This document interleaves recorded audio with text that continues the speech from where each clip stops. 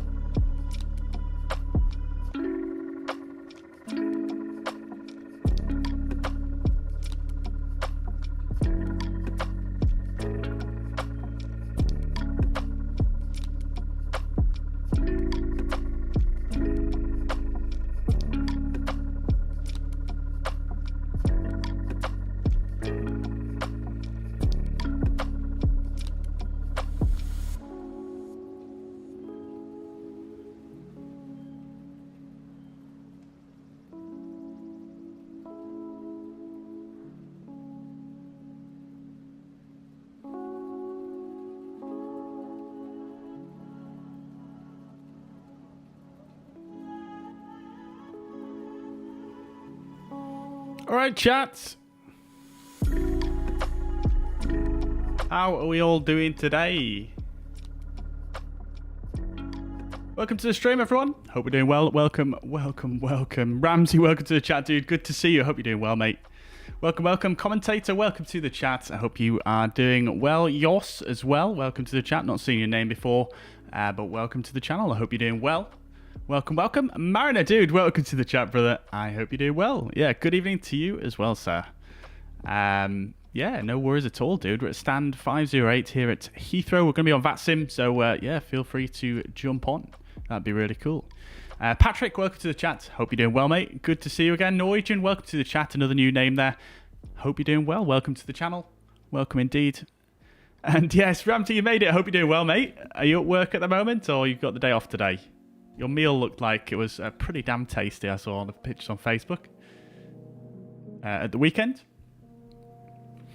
All right then, chat. So I hope we're doing well. It's been a little while once again, hasn't it, since the last stream. Again, still very, very busy at the moment, so not able to get to a really, really consistent schedule at the moment. But I have actually done my calendar today, and I've scheduled another stream in for hopefully Wednesday evening. And then again on Sunday. So should get some streams in this week. I'm going to try and, even though I am quite busy at the moment, I am going to try and start fitting more in because I do miss you guys. And, you know, I hardly get any time to practice my simming and just to chat with you guys at the moment. So, yeah, going to try and be a little bit more consistent with it, despite the fact that my diary is just absolutely chocker at the moment. Yeah, stay tuned for that anyway. I'll, of course, put up an event when I have sort of confirmed the date, if you like, in my diary and the time. So today we're going to be flying from Heathrow to Brussels. We're flying from Ini Builds or Ini Scene Heathrow, which is fantastic scenery. We've seen it before on the channel.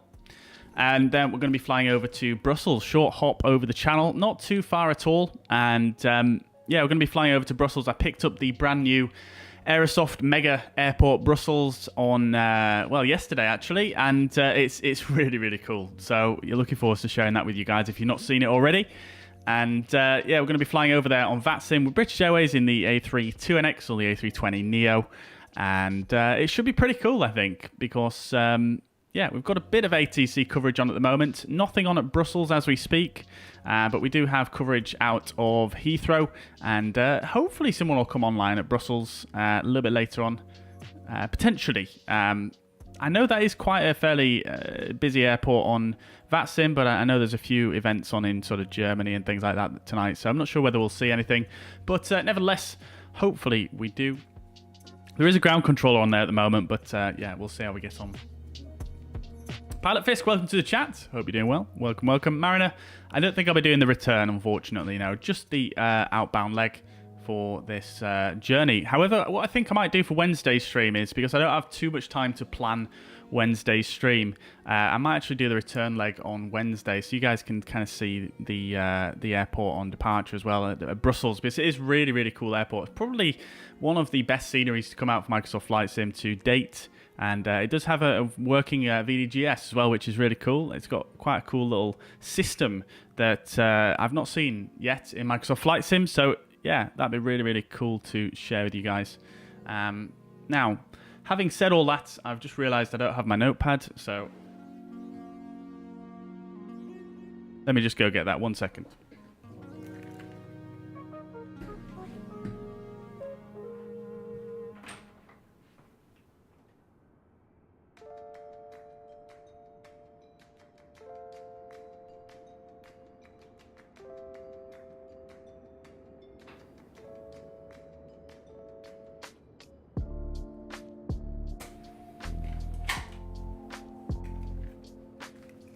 All right.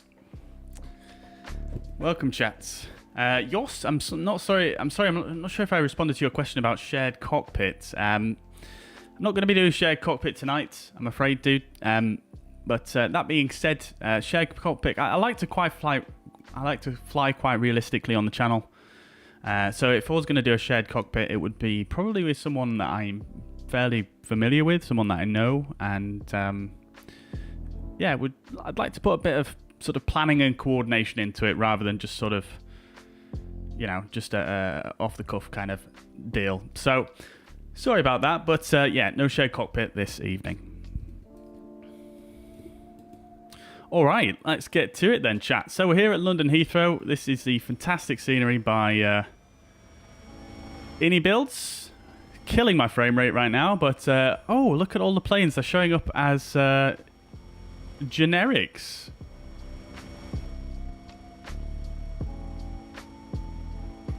Let me see if I can just fix that. Huh. Very strange.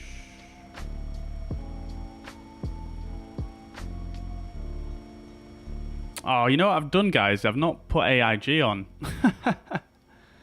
Oh dear. That's quite annoying. Right.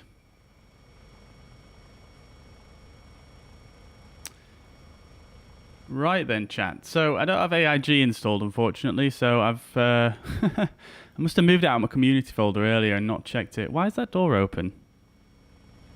Yeah, I must have moved it out of my community folder earlier and not put it back. Quite annoying, actually. What do you guys think? Shall I just restart the sim real quick and put AIG on? In fact, screw it. I'm going to do it. I'm going to do it, chat. Sorry. I do apologise.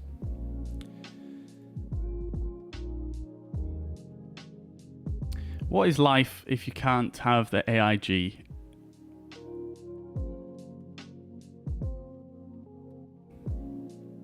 Hang on a minute, where has it actually gone? Wait, no, it is in there. No, it is there. Okay. Strange. Maybe it was a V-Pilot thing then. Okay, we'll try reloading. Sorry about that, chat. Let's see. Stavanger Airport will have VDGS and it's freeware scenery. Fantastic. Yep, I've not seen that one personally, but I'll have to take a look at it. I don't think we've ever done a flight there. Ramsey's going to do the return leg on Wednesday. Amazing, dude. Look forward to it. Look forward to it. Glad to hear you're doing good. Patrick. Was Air. Welcome to the chat. Good evening to you as well, sir. or madam. Sim update Eve, fingers crossed. Yes, always a bit of a yeah, always a bit of a fingers crossed scenario, isn't it, when we have an update due? But yeah, Sim update line 9 is looking like it's going to be quite a cool one, I think. There's some nice improvements, but I think a lot of it are going to be a little bit sort of under the hood, if you like. So yeah, we'll see how it goes. Let me just try reconnect to VATSIM and see if that works. No, still does not work.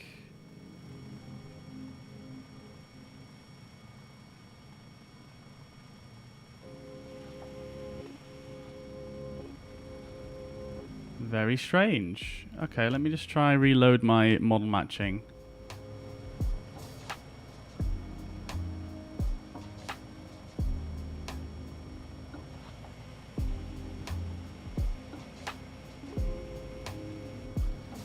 I'll just do a disconnect. And in fact, I'll restart vPilot completely.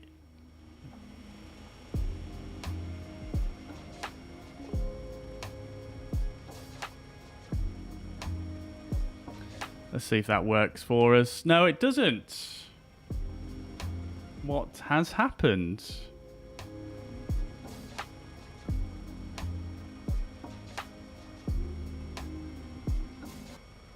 Never a dull moment here on Microsoft Flight Simulator. There's always something, isn't there?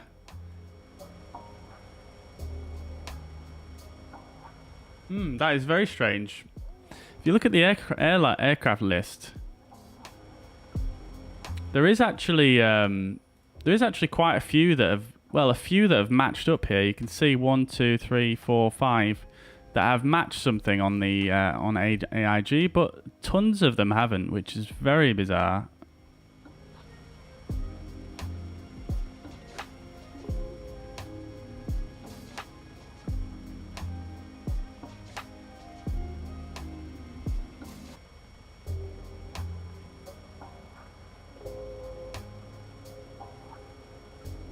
That is really quite strange.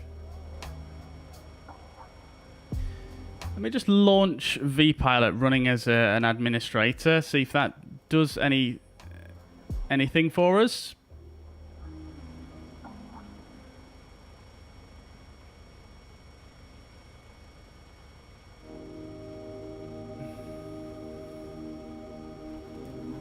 No, it doesn't seem to work either. That's very strange. Unless something bizarre has gone on in my AIG folder. Let's see. Let's just try, because there's a lot of A320s here, so let's just have a look. I mean, they're all still there. Strange. Very strange. I'm not sure what's happened there.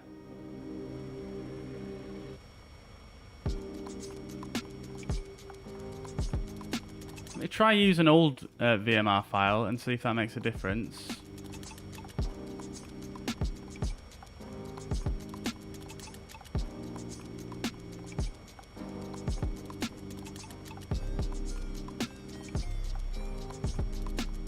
Nope. Okay, something strange has happened there. I'm not sure what it is, but we're just going to have to deal with it, chat, unfortunately. I'm really not sure what's gone on there.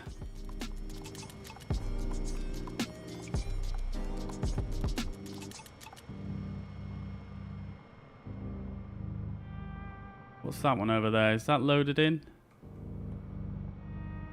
Yeah, see, that's matched something. That's an SAS there. How bizarre. I've never had that happen before to me, honestly. So I'm a bit confuzzled on that one.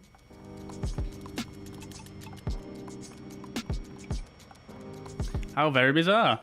Right then, chat, let's get underway anyway, because that is just something that we can't really resolve right now. It'll probably take me a bit of time to troubleshoot that one, to be honest. That's very, very strange. Let's see. Turn the music down a bit. Shots, welcome to the chat, dude. Hope you're doing well. Good to see you, mate. Welcome, welcome. Saw you in the chat on Fabio's stream the other day. Very, very enjoyable watching the PMDG 737, I have to say. But yes, I'm doing very well. Yeah, I hope you are too.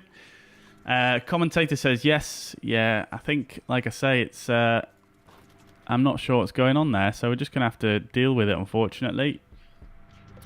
For now. Oops, did not mean to do that. Sim update 9 tomorrow, it is indeed. It is indeed. Have I seen the PMDG previews? Yes, I've been watching a ton of PMDG previews, actually. Mainly been watching Flying Fabio, but I did watch some of Chewie's streams as well. Mainly because, well, yeah, I've been watching it because I've been sat at home doing sort of editing and things like that over the last few days. So,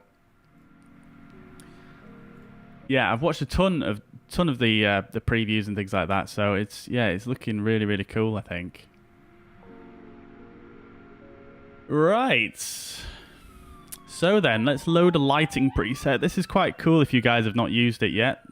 If you click on here, you can save some presets for the lighting in the cockpit. So now all the lighting is on without me having to go through and turn every knob, which is quite nice, actually, considering in a real aircraft, the pilot flying would probably not turn on all of the lighting. Maybe you adjust your own PFD and ND and your MCDU, but I think the pilot monitoring, which is going to be the captain on this flight, would generally turn up all the lighting and that because they'll arrive first at the aircraft. And yeah, so it's quite nice to have that little feature in here. Right then, chat. So let's have a look. So we'll go ahead and set... what are we going to go to first? We've got Heathrow Approach and Heathrow Tower on. We'll go to Heathrow Tower, and what we'll also do is... I kind of want to give this a try, the Navigraph on here today, because we've not really used that too much so far. So let's put in EGLL. And we'll just bring up this chart for now. And we'll leave that there. We'll also go ahead and load up some fuel whilst we're waiting here. Block fuel is going to be 4384 for today. We're going to do a full briefing once we get underway. But just want to get a few things moving whilst we are chatting. All right, so let's go ahead and grab an ATIS as well.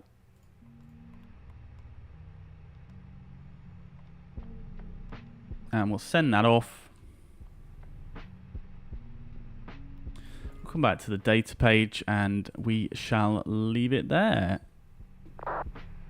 Right. Sorry if I'm a bit slow today, guys. As you guys know, I'm not simming all the time at the moment, so... Or at least not... Well, no, I'm not. I only really ever sim whilst I'm on the stream with you guys at the moment, so... Unfortunately, I might be a bit slow at doing things. So, we've got passengers ready to board. We're going to use self-loaded cargo today. We might as well start up that process as well.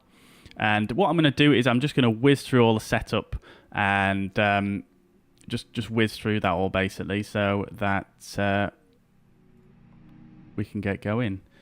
So, let's get the boarding started. We've got the jetway connected. Right.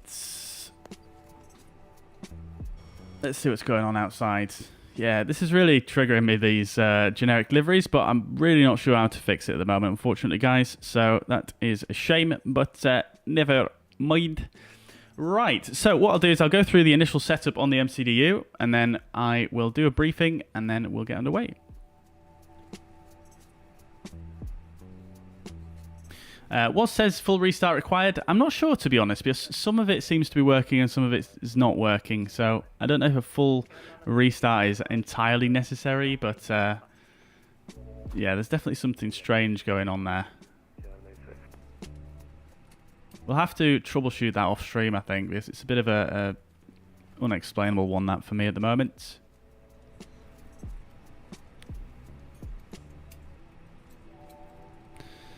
Yeah, Ramsey, yeah, I'd be down for that, dude. Definitely. Headwind A330. Yeah, it does look interesting, that actually, doesn't it? Clear to land 27 left, QI 96. Indie builds at EGLL wrecks my frames. Yeah, it wrecks my frames as well by the looks of things, especially when I'm on VATSIM. The problem is with VATSIM when you are on when you're in the London sort of airspace, especially at this kind of time, is if we type in .aircraft here, you can see how many aircraft there are in the area. There's quite a lot, and even though only half of them, about half of them, are not rendering, yeah, it's still a lot of extra aircraft to display. So yeah, it kind of wrecks my frames a bit as well. It's not too bad when I'm not on VATSIM, but when I am, it's kind of awful. Right. Okay, let's get going then. So we'll pretend the fire tests, etc., have all been done, and we'll just go ahead straight to the MCDU. So MCDU data page, 21st of April to the 18th of May. We're on the new Arex cycle. That is all in date, so that's fine. We'll go to init. We'll request our flight plan from the company. I've noticed the tropopause did actually just fill in from SimBrief there as well. That's something that I wondered before. So I'm going to just leave that there. I think we've adjusted that a few times, so that's fine. Ground temperature is something that I meant to look up, but I'm going to put in 12 degrees there because that's the current temperature. And yeah, we're going to be flying from Heathrow to Brussels. The alternate is somewhere in Paris. Is that Paris Charles de Gaulle? I can't remember. Flight number is going to be British Airways 404, Speedbird 404, cost index of 10, cruising flight level of 230.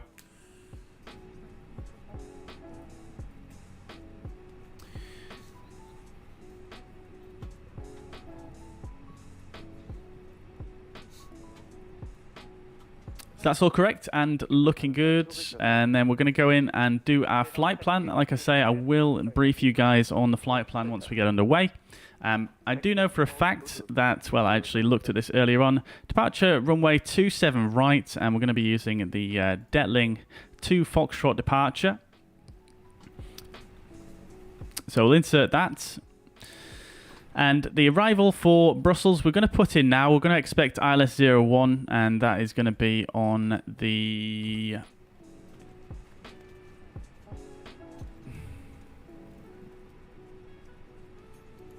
Have I gone past it? The Cock 7 Alpha, the Coxie 7 Alpha arrival. And the transition is going to be Kirky. Again, we'll brief all this once I've got everything set up here. Just want to make a bit of headway before we do things like that. Looking at the RadNav page, we could probably tune some nav aids.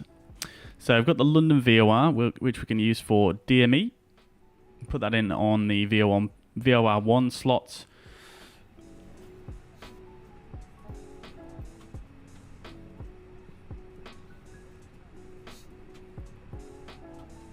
And then we'll use the Detling VOR and radial 283 for the first turn there on the departure. So we'll put that in, that's all fine. In fact, no, I'm looking at the wrong chart, aren't I? Fantastic. Stand 321 Pier 7, okay.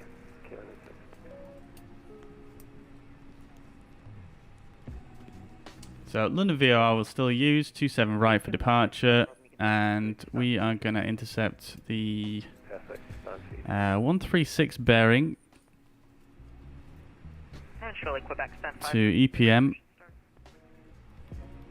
Satellite Quebec, stand 512, you push and start to face the north. We'll face the north, Satellite Quebec. And then the 271 to Detling. What I'll do as well for the EPM, because you can only really view the needle. In fact, you can't actually, yeah, you can't view the needle on the ADFs in the Airbus, can you? Never mind. All right, so we'll put EPM on both sides anyway. Why not? That's fine. We'll go to VOR and ADF like so. For departure, and we'll switch over to VOR once we're underway. Like I say, we will fully brief this once we have got set up here. So, we'll go to init B. Now, we can't get the 0 fuel weight CG until the passengers are loaded, if I remember correctly. Let me just double check. It doesn't say on here, which I think it might actually do. It does, but they're not all boarded yet because this is updating dynamically, isn't it? So we'll have to just wait for that. So that is fine. All right, we'll go to the briefing then, guys, and we'll have a look at that in a second. I'm not going to do it on this iPad because it is a little bit difficult to see sometimes. What I'll also do is we'll actually speak to the controller now and see if we can get our departure clearance.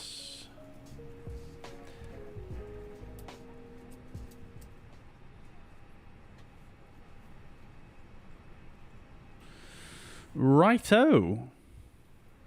How's the fuel doing? The fuel is loaded. We'll turn the seatbelts on. Right. Departure time is expected to be at past chat, so I'm hoping to get away by then. And we're speaking to Heathrow Tower. We're at stand 508. We'll just double check the current ATIS is current. The one we have down here. Information mic. No, it's not. So we've got information mic. QNH 1016.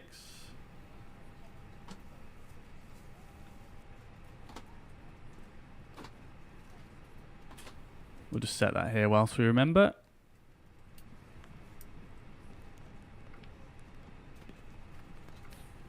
I feel like I'm all over the place today, chat, so I do apologise. I do apologise. Nevertheless, I hope you're laughing at my ineptitude. Right, let's speak to the controller then, and let's have a look-sees.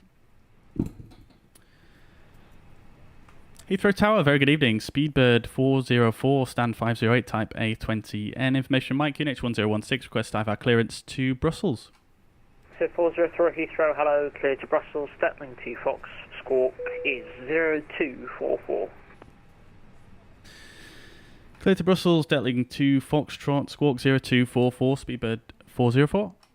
So 404, correct. Great stuff, there we go, so we'll get a squawk in. Great stuff, right, alright. So, Detling to Foxtrot, as we expected, that's all good and well. Boarding is still happening now, so we'll go ahead and do a departure briefing. Alright, so let's get the fuzz pad up. C972, roger, from Alpha 5, the surface winds, 340 degrees at 5 knots, 27 right, clear takeoff. By Alpha 5, Conway 27 much, let's take off, go 972. Don't mind me, chat, just getting the levels right for you here. Right, okay then, so here we are. This is the OFP for today. We're going to be Speedbird 404. Day is 25th of April today, and we're going to be flying from Heathrow to Brussels National? Is that the name of the airport? Back ready for taxi 278. Shuttle 8. Brussels National, it is indeed. Okay, fine. To Brussels National, I did not know that. First time flying into Brussels today on the channel, by the way, chat, if you are observant. Yeah, we've never done it before, so it should be quite cool. And we've got the fantastic scenery for it as well. We're an Airbus A320neo and expected departure time 18:30 here, pushing back from the gate. Takeoff time 18:50. Landing time 19:33 and 19:41 back at stand in Brussels. Cost index of 10, ground distance of 202 miles, which is just about matching up with our route there on the MCDU. Wind component today is going to be a slight headwind of 8 knots. Estimated takeoff weight of 62.3 tons and landing weight of 60.8 tons. Zero fuel weight of 58.2 tons. Alternate is LFPG, which I've still not checked what it is. Let's see what it says down here. Charles de Gaulle, yes it is indeed. I thought it was. Okay, that's fine. We're not going to need to use that today though. Cruising flight level of 230. block fuel of 4,384 kilos, 4.3 tons. So we've already got that loaded on the aircraft. Routing today is actually going to be slightly different to what it says here. SimBrief, once again, getting the details wrong. So we're going to go 27 right, and we're going to use the Detling 2 Foxtrot departure out to the Detling VOR and the Quebec 70 airway to Coxie, and then the Coxie 7 Alpha arrival into Brussels. We're expecting runway 01, but we'll check that whilst we're en route. Coming further down to our weather information.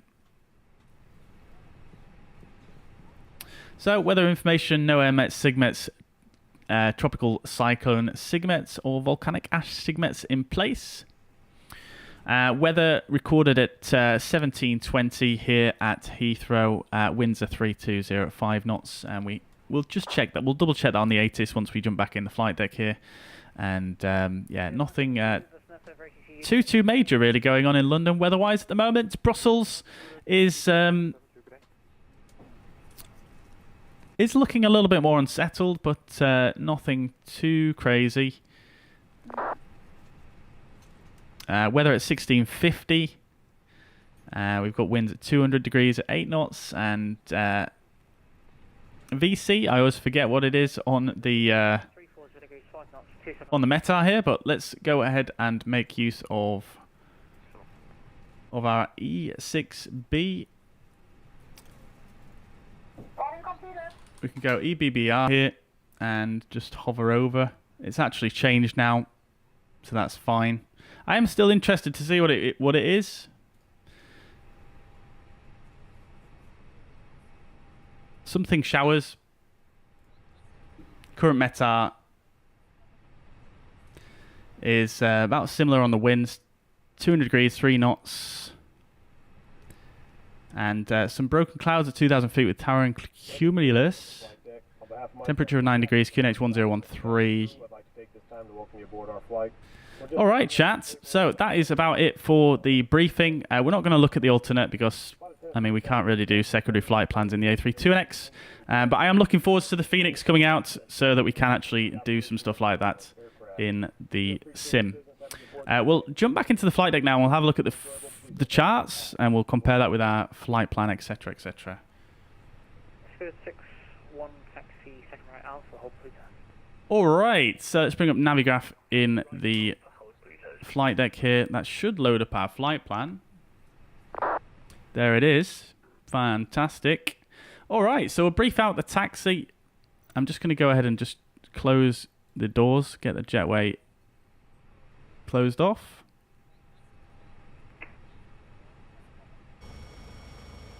There she goes. Lots of traffic here at Heathrow at the moment. Very nice to see. And what we'll do is we'll also go ahead and get rid of the catering and the baggage. Right. Okay then, chat. So, we're currently at Heathrow. We're at Terminal 5 Alpha, where all British Airways flights depart from. We're at stand 508. Which is right here. So, we're going to be departing 27 right today. Where's my ATIS gone? Come on now. I got rid of that earlier, didn't I? Let's just get another ATIS. So, we're going to be departing 27 right, which is obviously up here. Excuse me. Right, so we're going to be expecting a pushback facing to the north, like so. So, we'll push back round about here, and we'll probably taxi. Let's see. So we're going to be currently on Alpha. Let's review the taxi chart. Maybe that's a bit more helpful to us. So we'll come up on Alpha, and then I'm not sure which one of these two taxiways he'll send us down. Probably the yeah, I don't actually know. We'll see. But we can expect to come on Alpha, possibly all the way around on Alpha, or potentially onto Bravo. Not really sure what they'll do, but sending us down all the way to the end here for 27 right. So it's not actually too complicated, the taxi, really. It's just a right turn onto either Alpha or Bravo, and then down to one of the holding points down here, most likely, for runway 27 right. We're then going to be doing the Detling to Foxtrot departure.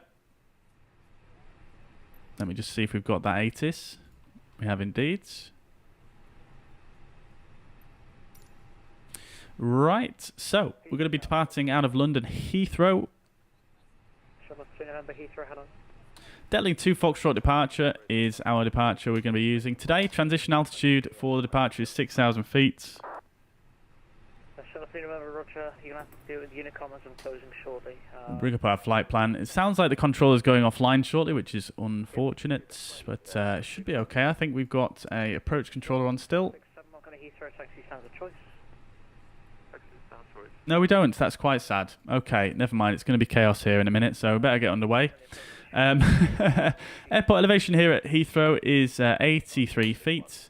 We've got when instructed contract London control after takeoff, report call sign SID and current altitude and initial cleared altitude. Now, we don't have any London control on at the moment, so that's maybe not so relevant for us.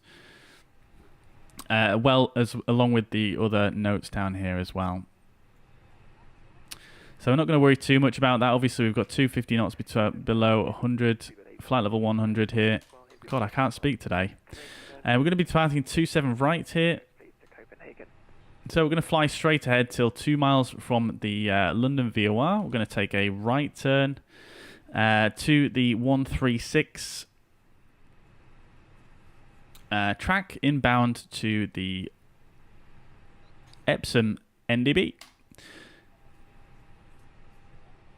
We're then going to take a left turn, 0901 track out to 32 miles of the Detling VOR. And then we're going to follow that track all the way out to the Detling VOR. We do have some restrictions in place, so the stop altitude for this departure is 6,000 feet, as you can see here, and, well, here and even here. 6,000 feet is the maximum altitude at any of these fixes, 4,000 minimum at Epsom, which will meet no problems at all. So we're going to go ahead and set 6,000 feet in the FCU here. That's all set. And in terms of the departure itself, let's just see if we've got the restrictions in here. So we've got 4,000 feet here. That's fine. 5,000 feet here. That's fine. 250 knots below flight level 100 as well is in there. So that's all looking good. And then flight level 60 here and all the way out to the Detling NDB, I imagine. Sorry, the Detling VOR, 6,000 all the way down. Here, and here. You can see the little quote signs there indicating that it's the same restriction as the above. There we go. Great stuff. Okay, so that's everything in there. We'll brief Brussels once we get a bit closer. We'll do our init B page now. Zero fuel weight of 58.2. Let's just check that against the flight plan here. 58.2 is all in there and looking good. Block fuel of 4.3 tons. We'll put that in as well. And our wind component is going to be of -8 for today. I'm going to leave the rest of the information in there as it is, so that's no issues at all. Right, cool, let's do our perf page. We're going to do a flaps 1 takeoff at 66 degrees of flex. We're then going to use a V-speed of V1 at 129, VR at 130, and V2 at 134. Great stuff. Okay, cool. I think I've just heard silence on the radio, so I guess the controllers now have gone offline, which they have. So what we'll do is we'll go ahead and go to... Where's my camera gone for this? I'm sure I had a camera that tilted my head down there.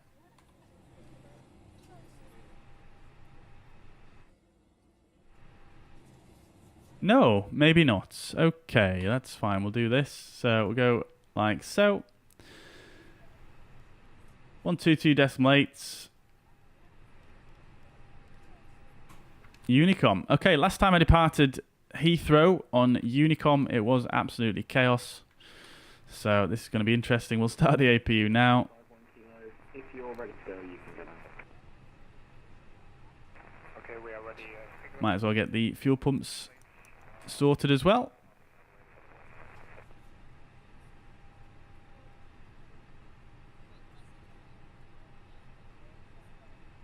Right then, chat. I will catch up with you in just a moment here. Just very keen to get underway.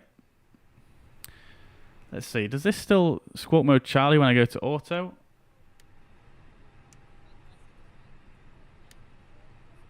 It does. Okay, we'll leave that off for now then.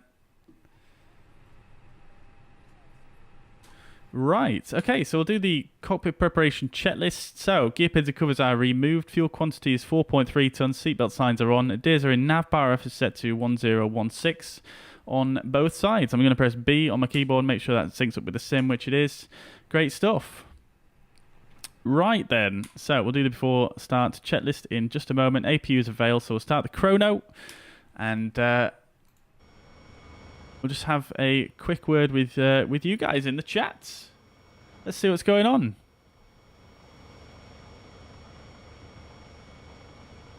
Flight Streamer, welcome to the chat, dude. I hope you're doing well. Good to see you, mate. It's been a while. Welcome, welcome.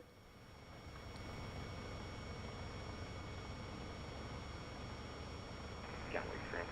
737 looks cartoonish, the PMDG. Interesting. I think it. I definitely see where you're coming from on that, but it's difficult to judge, I think, on what I've seen. But it definitely looks. I suppose you mean it looks quite sort of clean, doesn't it? It looks very fresh and new, which is fair enough. I mean, it's looking pretty fresh and new in here. Although I suppose they have done some pretty good work on the textures down here, but. Yeah, I do see what you mean on that, but I think overall it looks very, very nice. The exterior textures may be a little bit of a letdown versus the flight deck, but other than that, I think it does look pretty good. But I think they said they're going to redo some of the texturing later on, so we'll see what happens.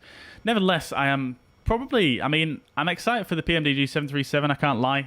Really looking forward to having, a short-haul Boeing, study-level Boeing in the sim. But I think more that I'm looking forward to is the Phoenix A320. I'm really looking forward to that.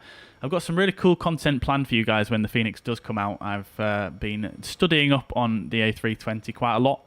So, yeah, looking forward to doing some cool stuff with you guys once the Phoenix does release. Right, our departure time is about here, chat. So let's do the before start checklist. So parking brake is currently set. Takeoff speeds are 293034. Thrust is set to 66 degrees on the flex. Windows are indeed closed, and the cockpit dial will lock that as well now. Beacon light will go ahead and turn on. And that is the before start checklist complete. Now, there's another guy pushing back here.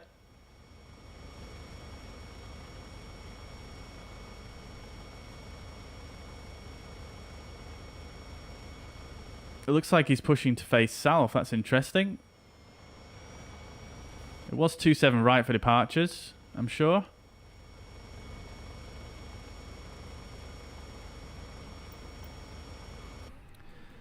Heathrow traffic, Speedbird 404, stand 508, pushing back, facing to the north for runway 27 right, Heathrow traffic. Right, let's go ahead and do things then. So pre-planning pushback. We're going to come back like so. I'm just going to do it like this. Actually, no, we'll put another little guy in right here. Quite a long pushback this, I suppose, isn't it?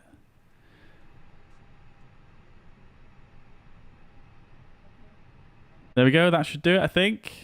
Enter. Request pushback.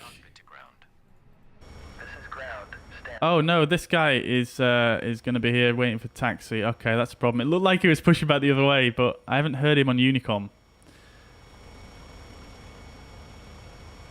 I'll tell you what I'll do is I'll just leave the parking brake on and see how he goes.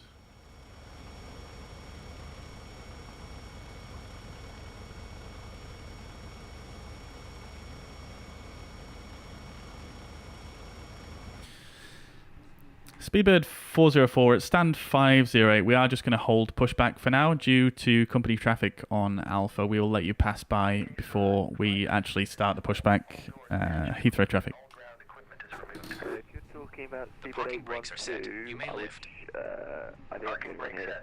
So go for it. I'll make a right here. I can make link 54 and take Bravo. So just go ahead with the pushback. Oh, what a nice guy. Roger, yeah, thank you. I will start the pushback now then. Thank you, Speedbird 404. Push start. Please release parking brake. Jarring traffic. Okay, Parking brakes are released. parking brake is released. Push back. You can start the engines in sequence. It will start in the sequence. Make sure you have a comfortable flight. Thank you for your attention. Okay, so APU is nice and warm now. It's been on for 5 minutes now. We'll reset the chrono. APU bleeds. External power will go off on its own. Should have probably turned that off manually, but that's fine. Engine mode selected to ignition starts. And engine 2 start. If you look up Heathrow noise Twitter, they publish it all the time. Okay, beautiful. Cheers. No worries.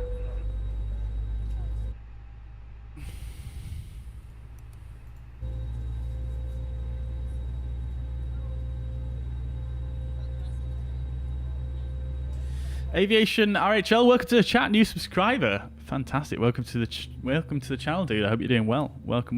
Miguel, welcome to the chat. Another new name there as well. I hope you are doing well. Also, do apologise, guys, for these ugly generics that we're having to put up with today. I'm not quite sure what's happened to AIG. London always chaos. Yeah, it certainly is, isn't it, Mariner? Big Man 2, welcome to the chat. Hope you're doing well. Good to see you again. Don't you turn the chrono on before takeoff? You can use the chrono for whatever you like. But yes, you would usually turn this chrono on when you push back. This one right here. And then this one is generally used for, as far as I'm aware, I'm obviously not an A320 pilot, but you'd use it to time the engine starts. Usually it takes about a minute for the engine to start. You can also use it to time the APU warm-up and anything else, really. I mean, if you're doing like a circle to land, something like that, you could use the chrono then. That'd be quite useful. Okay, sir. Clear to disconnect. All right, nevertheless, we're going to go for engine 2 start. Holding position, waiting for the visual. Thank you and goodbye. Nice sunset here at Heathrow.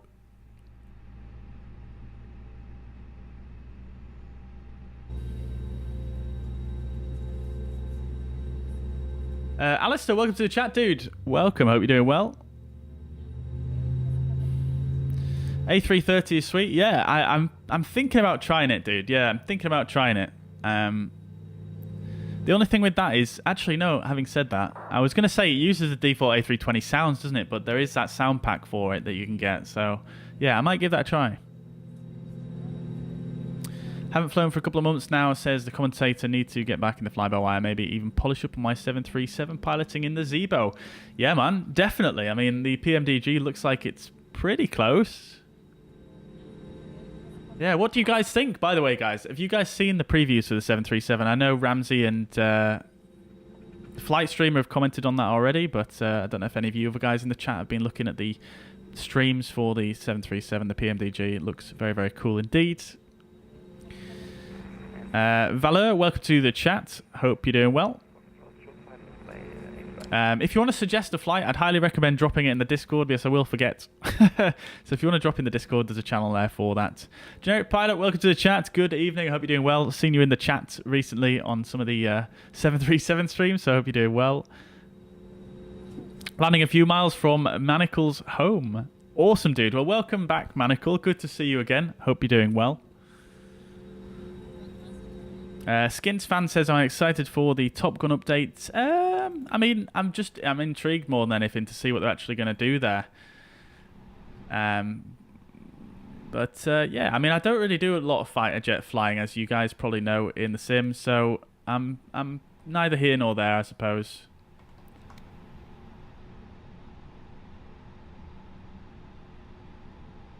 So nice when you get someone nice on Unicom. Yeah, it is very good, isn't it? It's quite rare, actually, isn't it? Welcome. Thanks for the welcome. Have a good flight. Yeah, appreciate that, Aviation RHL. Yeah, appreciate that, dude. Thank you very much for joining us. Yo, Alistair coming in with 2,000 stars on Facebook. Dude, that's super generous of you. Thank you very much, Alistair. Really appreciate that, man. I hope you're doing well. And yeah, very, very generous. Thank you, dude. Miguel's flying from Vigra to Palma. Very good. Very good. Yeah, that's a nice length flight, that actually, isn't it? Simon watching from South Africa. Welcome to the channel, Simon. I hope you're doing well. Any ideas on when the Phoenix is to be released?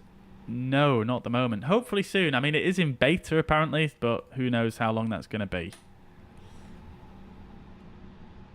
Is the PMDG considered study level in terms of flight model? Yes, it is, yeah. Yeah, I mean, study level, obviously a subjective term, really, but from what I hear, you know, it is pretty up there in terms of the detail that they've gone to. So I mean, I've not flown it myself, so I can't really say. I'm not a 737 pilot. Best thing to do for that, for the flight model opinion, if you like, is to watch Flight Deck to Sim when he releases his videos on it. If he does, he's a real 737 pilot, and I'm sure he'll have something to say. Wandkeeper, welcome to the chat over on Twitch. Hope you're doing well. Good to see you. I am doing very well. Yeah, how are you doing?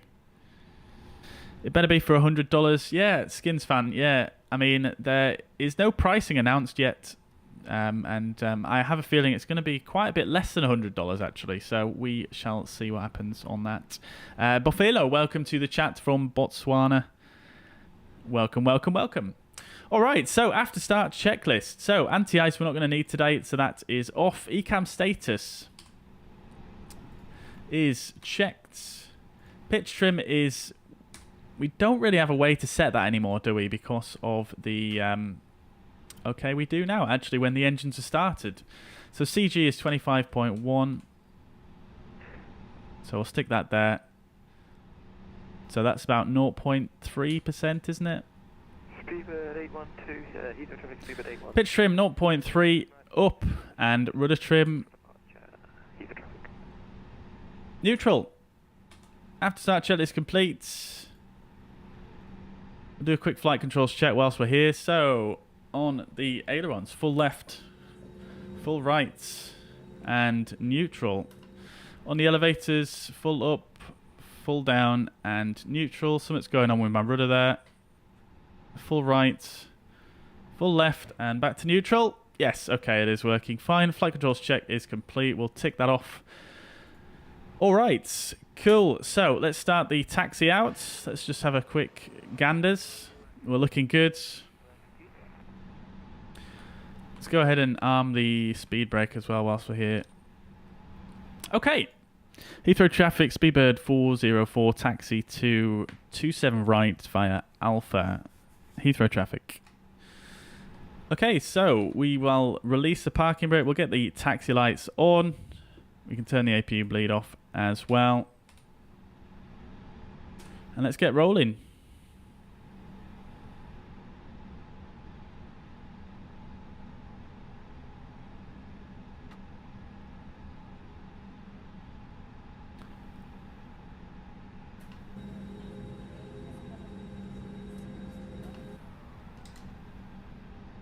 I feel like I can hear another aircraft right next to me, but I don't see one.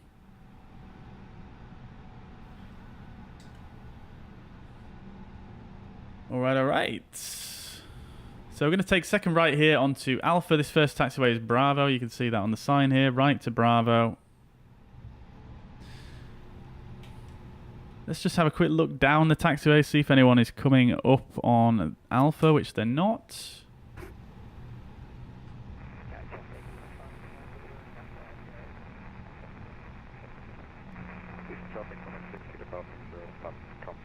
Alright, we can set the flaps to 1+F.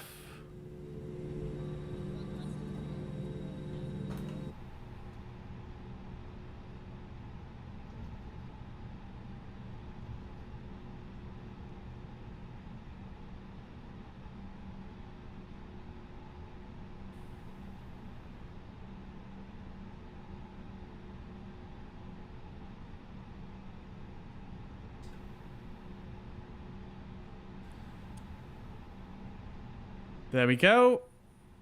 Right. Okay, so taxi checklist. Flight controls are checked. Flap setting is config 1+F. Confirmed on the ECAM. Radar and predictive wind shear will go ahead and turn on now. That is set.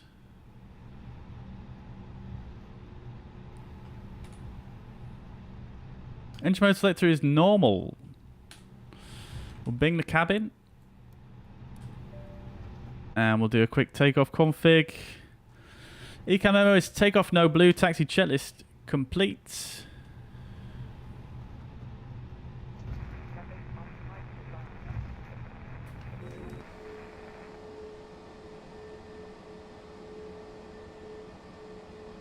Let's have a look. See, it's gone quite quiet here now at Heathrow. Now that we've departed, which is actually quite nice considering we're on Unicom.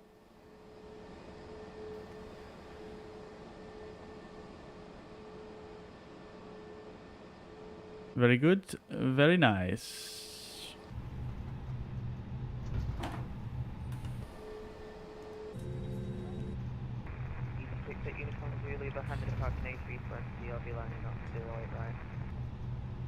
We're definitely getting some radio comms from some other London airports as well, which is a bit confusing, but never mind.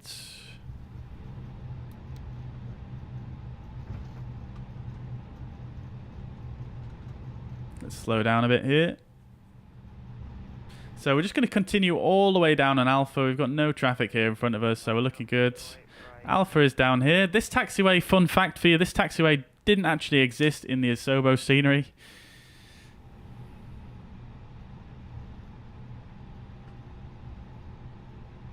Alright, so we're getting sort of there now. So we'll go ahead and get the TCAS to TARA.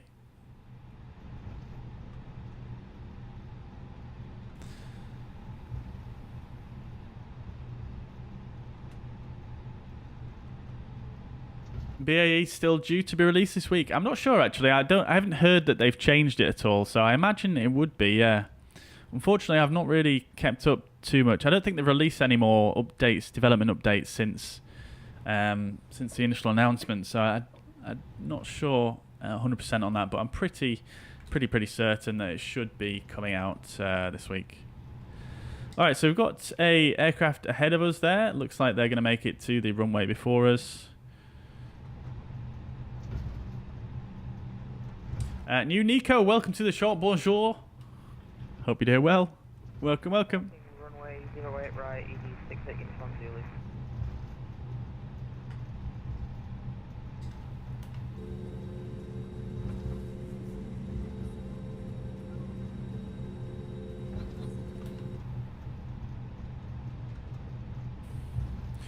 Okay, we're getting to 25 knots there on the speed. Going to just slow down so we don't scare our passengers.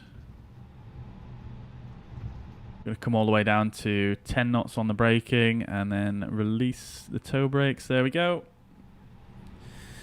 Let's see. BAE 146, awesome aircraft. Yeah, it does look really good, doesn't it? It looks really fantastic. Generic pilot predicts 60 to 70 euros for each version of the 737. Yeah, that sounds about reasonable, I think. Might be even less than that. I have a sneaky suspicion it might be less than that, but I can't really say. Obviously, they priced the DC-6 around 50 euros, I think, if I remember correctly, so not sure. It would be surprising if it is less than that, but I don't know. Considering the way they're releasing it and how many units they're probably going to sell, I wouldn't be surprised if they sell it for quite a surprising price. Shuts, welcome back, dude. You made it back indeed. Yep, always me waffling on, you know me. There goes another aircraft there. It's real shame that AIG isn't working today. $70 is Mariner's prediction. Yep, that sounds reasonable as well. But no, they've definitely not said any prices yet, Skins fan, so we shall see on that one. Valor, welcome. Thank you very much, dude. I hope you're... I'm sorry, I'm glad you're enjoying the stream, rather. Very good. Very good indeed. So, we shall... We've been taxiing quite a while here. There's not much traffic here, so I am just going to line up here at this intersection, which is not on the signs for whatever reason. Oh, there we go. The signs are just loaded in there. That's very strange. I've not seen that one before. Heathrow traffic, Speedbird 404 lining up 27 right. Heathrow traffic.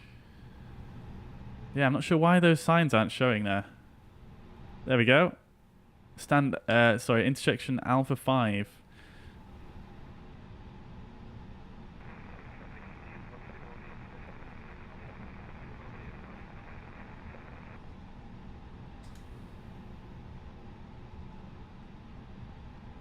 This is actually a high-speed exit, isn't it? So that's... well, doesn't really make a difference, does it? All right, let's get the strobes on. We'll extend the landing lights, and we'll put the nose light to takeoff. We'll go ahead and do the lineup checklist. Takeoff runway is 27 right, confirmed. TCAS, TARA. Packs 1 and 2 are on. Lineup checklist is complete. Quick check behind us there. No one on the runway in front.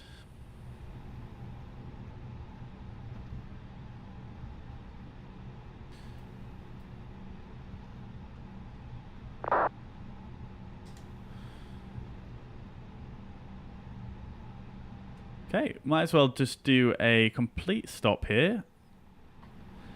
Set the parking brake. Alright, I'm going to turn the volume up a little bit here for you guys. Make sure the camera's set. It is. Look at the crane moving there. There we go. I've not seen that before. Great stuff. Okay, so landing lights can come on. Flight attendants, please prepare for takeoff. Cabin crew is seated. We'll hold on the toe brakes. Speedbird 404 taking off runway 27 right at Heathrow, Detling 2 Foxtrot departure. Heathrow traffic. Okay, so 50% on the N1s. Engine spool up time, I think, has been changed there. It seems a lot slower. Engines are stable. Releasing the toe brakes and up to flex. Side stick half forward. Manned flex 66 SRS runway. Auto thrust is blue.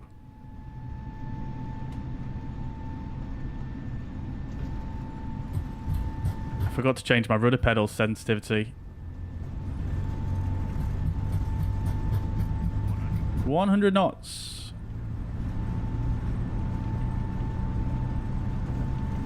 V1 and rotate.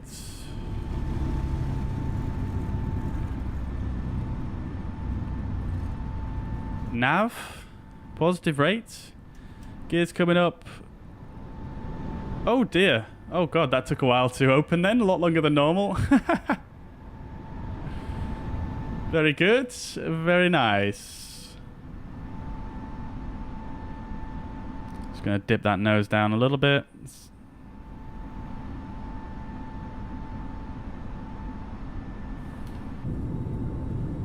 Very nice indeed.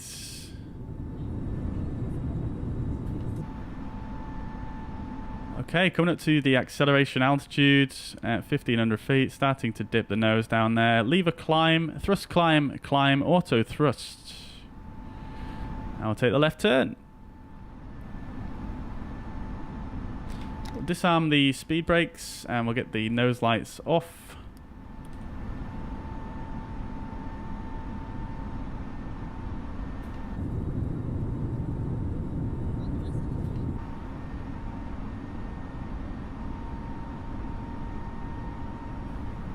Still flying manually. We're going to go for AP2. That didn't work. AP2. We're at the S speed. Speed is checked. Flaps coming up. And we're going to reset our altitude here to flight level 230. And we're going to pull for open climb. Open climb, alt blue. We're going to set standard. And flight level 230 blue.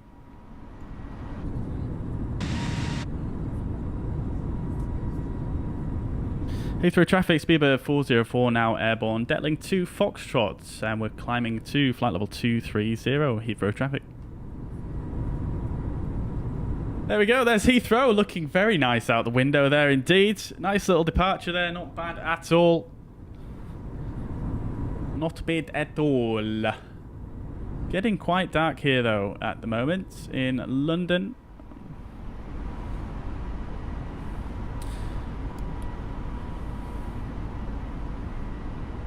Right, alright. Let's turn the volume down a bit now. And the music can come back.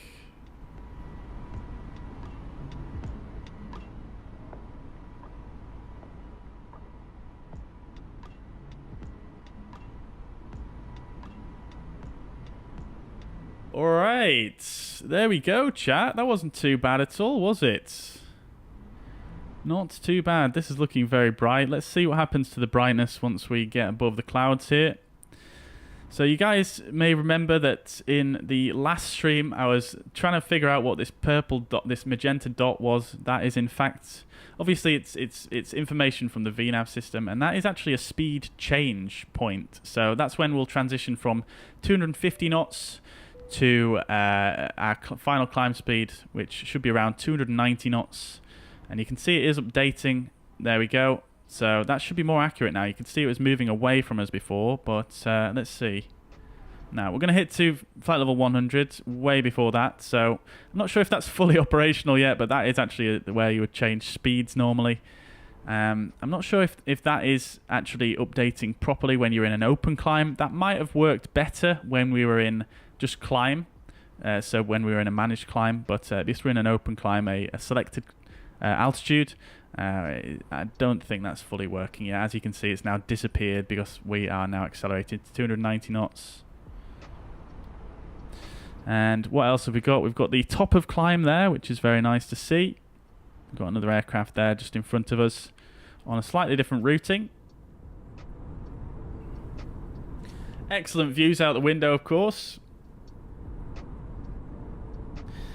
Shut says they've been working on the hydraulics, I think, gear, light controls, etc. Yes, definitely. Yeah, I did actually see they did a little preview video on their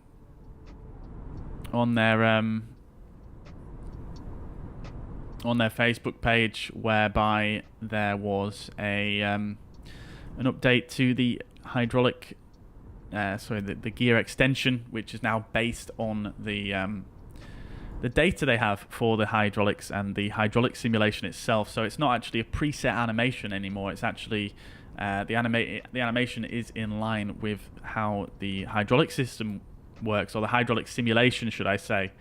I am not that well versed on what exactly they're doing there, but I think that's the general gist of it, and it's pretty cool. I think this is becoming a really, really, really in-depth add-on actually for the sim.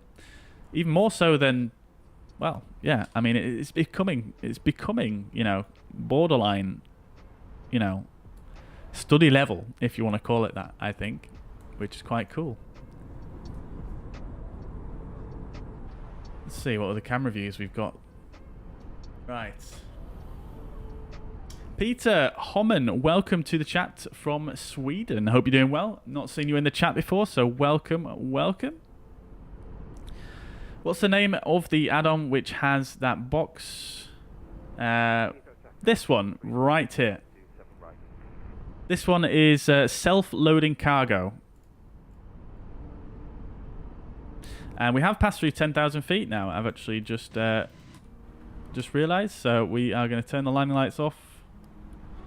And seatbelt signs off as well. We'll release the passengers and we'll get you guys some alcoholic drinks for your nice evening beverage. Leo loves the gear cam. Yes, we all love the gear cam, don't we? It looks so nice. Yeah, I love it. Great success. Very nice. Very good indeed. Yeah, guys, so what add-ons are you guys looking forward to? So we've got a lot of big ones coming up. So we've got the BAE 146.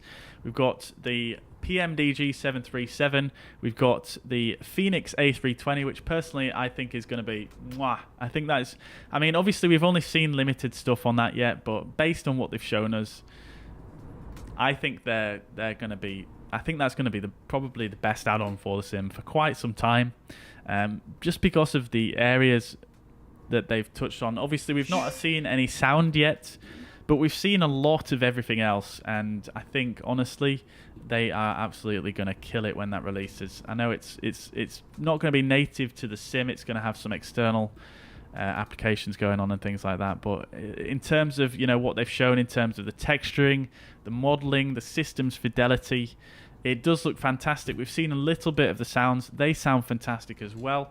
And yeah, all we need to do is just hear a bit more sound, and then we'll be able to give some sort of comparison. Obviously, the flight model as well, we can't really tell that how good that's going to be. But if the rest of what they're doing is anything to go by, I think it's going to be pretty fantastic. I think I am a little bit biased though, because I am a bit of an Airbus fan, I suppose. But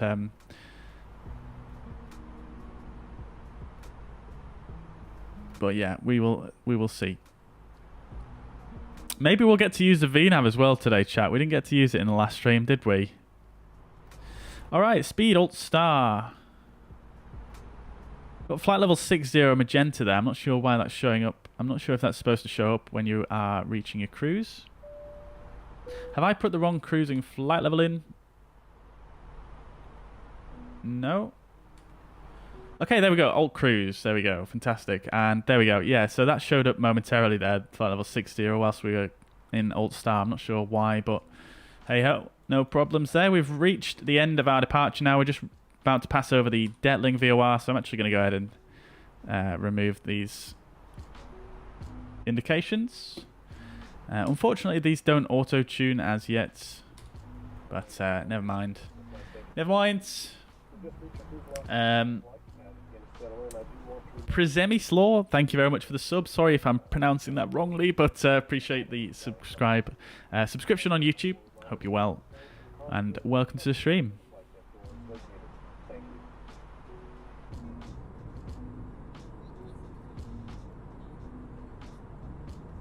Why do BA have red on the tips of the flap track fairings? That's a good question, actually. I honestly don't know. It's probably just a design thing, isn't it? Because there's no other airline that really does that, from my recollection. It's possibly just a design thing.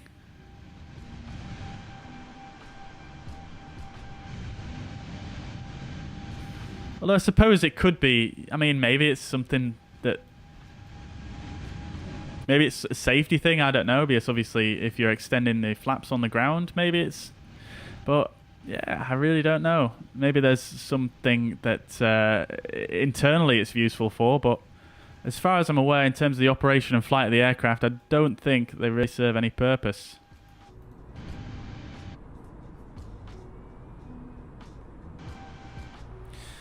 All right.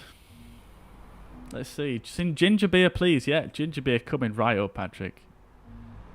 Valeur says, love your content. Thank you very much, dude. I really appreciate that. You're flattering me. Pilot Fist looking forward to PMDG and Phoenix. Yes, indeed, yeah. What else have we got, though? We've got the Innie builds A310 coming out as well. That should be absolutely epic in this sim as well. Chicken and mushroom pot noodles on this flight. Unfortunately not today, no, Chris. We've got... what have we got today on the flight? We've got actually a chicken... a chicken soup, cream of chicken soup for you, if you fancy that.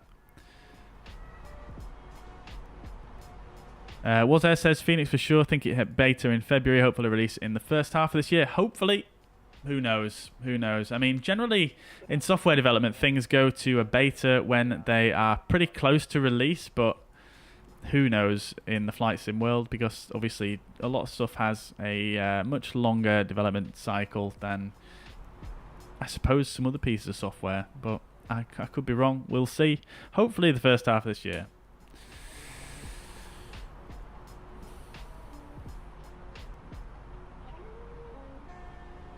Big releases in the next 3 months. Yeah, definitely shuts. Yeah, I mean, I completely agree with that. I think the PMDG, the Phoenix, the A310, the BA146, I'm definitely going to get all of them. I'm not even, you know, I'm just going to buy them all day one, I think, because they're just... I can tell they're going to be good.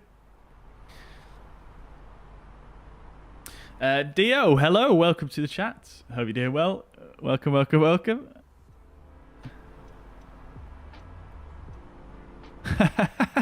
Chris is not happy about the chicken soup. I do apologise. Yeah, I do apologise. We ran out of stock on the chicken and mushroom pot noodles last flight because I don't know, someone seemed to think they were, you know, extra special pot noodles because we're selling them for £5 a pop, you see. So they must have wanted to stock up on the limited edition chicken and mushroom. I don't know what I'm talking about. Never mind. Am I a real pilot or do I have plans for being a pilot? I am not a real pilot and I don't have any plans currently, no, unfortunately, but potentially. I mean, it's something that I do think about quite often, but it's a money thing at the moment, mainly. If I can find an avenue to help fund my flight school and things like that, then it might be a little bit more of a tempting thing for me. But because it's such a large outgoing of, you know, it's such a large expense. I'm currently self-employed, so I run my own business, and it's quite difficult for me to, I suppose, transition to something like that because my income being self-employed, I'm a freelancer. You know, it's not quite as predictable and quite as yeah, I suppose it's not as predictable is what I'm going for there, but yeah, it's just I can't commit a lot of money to that at the moment, so I want to try and find a way in, if you like. Right, so let's get a meta for Brussels. I'm going to go ahead and clear out these two because I will get confused, as you guys know. We'll go ahead and do that.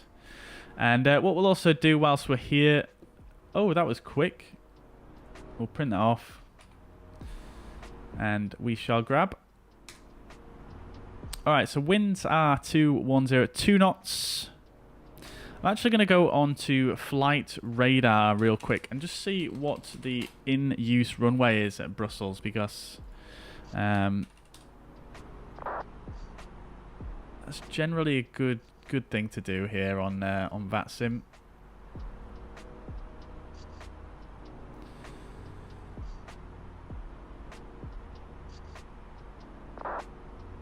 Okay, it looks like the in-use runway is actually 25 left.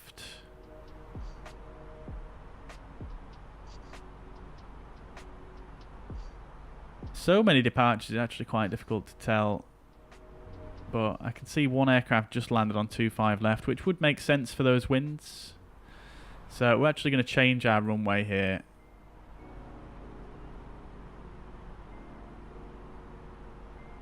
Right. Okay. So, as we said, the winds are 2102 knots.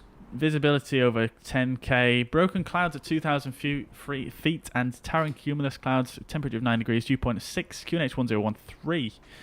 Alright, let's stick that in. Temperature of 9.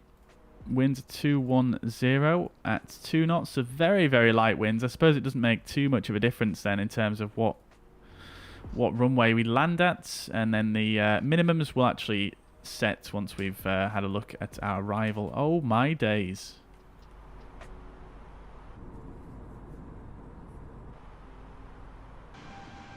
Look at that sunset, chat. That is beautiful. Just coming over the coast of England now. Very, very nice indeed. We are not that far away from our top of descent, though. All right. Let's do a quick calculation anyway, because I'm not sure I fully trust the VNav just yet. We'll do a briefing as well once we get underway. Airport elevation at Brussels is 175 feet, so we're basically going to have to lose all of our altitude. So 23 times 3 is 69er, and we're going to need 69er, lol. We're going to need 79 miles approximately to descend, and we've got 129 miles to go. Let's have a look here. So 40 miles there. So yeah, that roughly lines up, although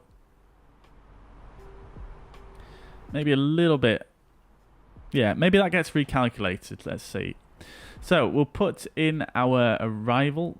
So we'll see if we can still do the Coxie arrival, but for a different runway here. Which runway did I say it was? It was 25, wasn't it? 25 left. ILS 25 left. Zulu we'll go for. And we'll do the Coxie 7 Alpha arrival with Kirky as a transition. Right, so let's insert that. Did it recalculate? Can't really tell. Don't think it has really changed too much there. We've got a little bit more track mileage to go now, so I would have expected that to actually move downwards a bit, but it doesn't seem to have changed anything. Nevertheless, we're going to give it a try today because we've got no controllers on. So winds are 210 at 3 knots, if I remember correctly. 210 at 2 knots.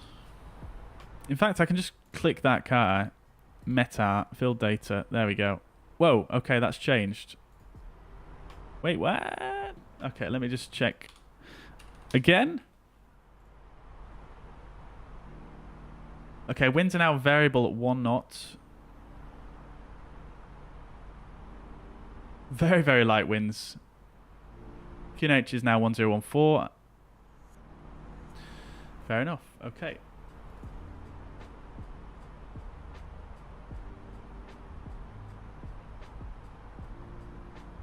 Right. Okay, we'll do a full briefing once we've got this done. Runway elevation is 150 feet. QNH 1014. Runway heading is going to be 249er.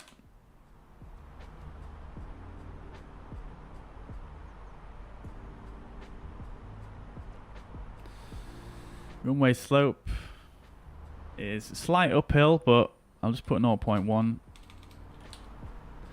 Landing distance available. Again, we'll brief everything once we have got this calculation done.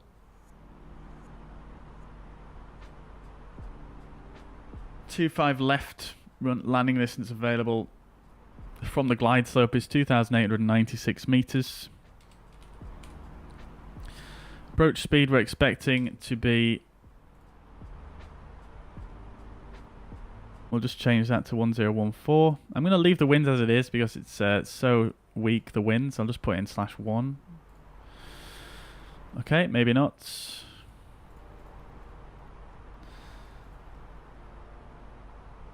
Niner on the temperature, and the VAP is going to be 129er, nice and slow. And then landing weight we're expecting is going to be 60.8 tons.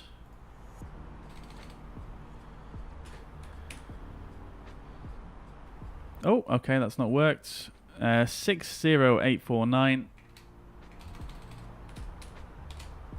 60849. Flaps full. Overweight, no. Reverse, yes. Autoland, no. Calculate. Okay, there we go. So we can use any kind of auto brake, which is what we probably expected. And I think I'm just going to go for low on this one because we are... I mean, we're quite far away from the main terminal. On 2.5 left anyway, so if we use low auto brake, that should be a bit better for us, I think. Right, okay then. What I'm going to do as well is just go here and just change the lighting in here to night time. Just dims the displays a little bit, and I'm actually going to go ahead and turn the dome light off. Right. Very nice. Just coming over to the coast now. Let's do a arrival briefing. So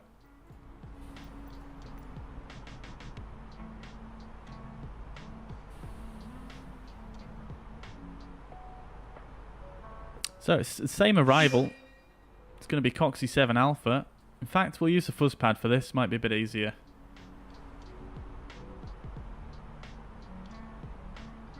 Right, there we go. So we are going to be arriving into Brussels, Belgium. ICAO code Echo Bravo Bravo Romeo. That is Brussels National Airport.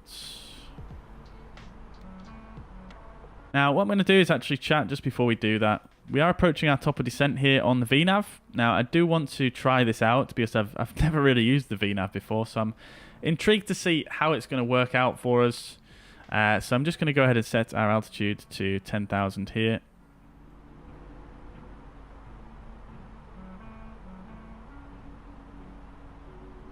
And I'm intrigued actually. Let's press for a managed descent. So it will go speed des. Now what it should do is it should descend at 1,000 feet per minute until it intercepts the vertical profile. So this, you can see this little squiggly, sort of looks like a lightning bolt. This is our intercept point here. Now again, I'm not sure if that's accurately portrayed at the moment. I don't think it is exactly, because we pressed des early. So realistically,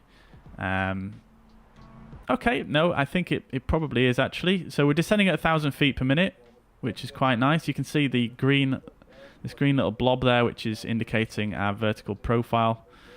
So we're just going to do a nice shallow descent until we intercept that. We've got our econ speed scale showing it here as well, which is very nice to see. So in between these two lines here is the best speed for fuel efficiency on the descent.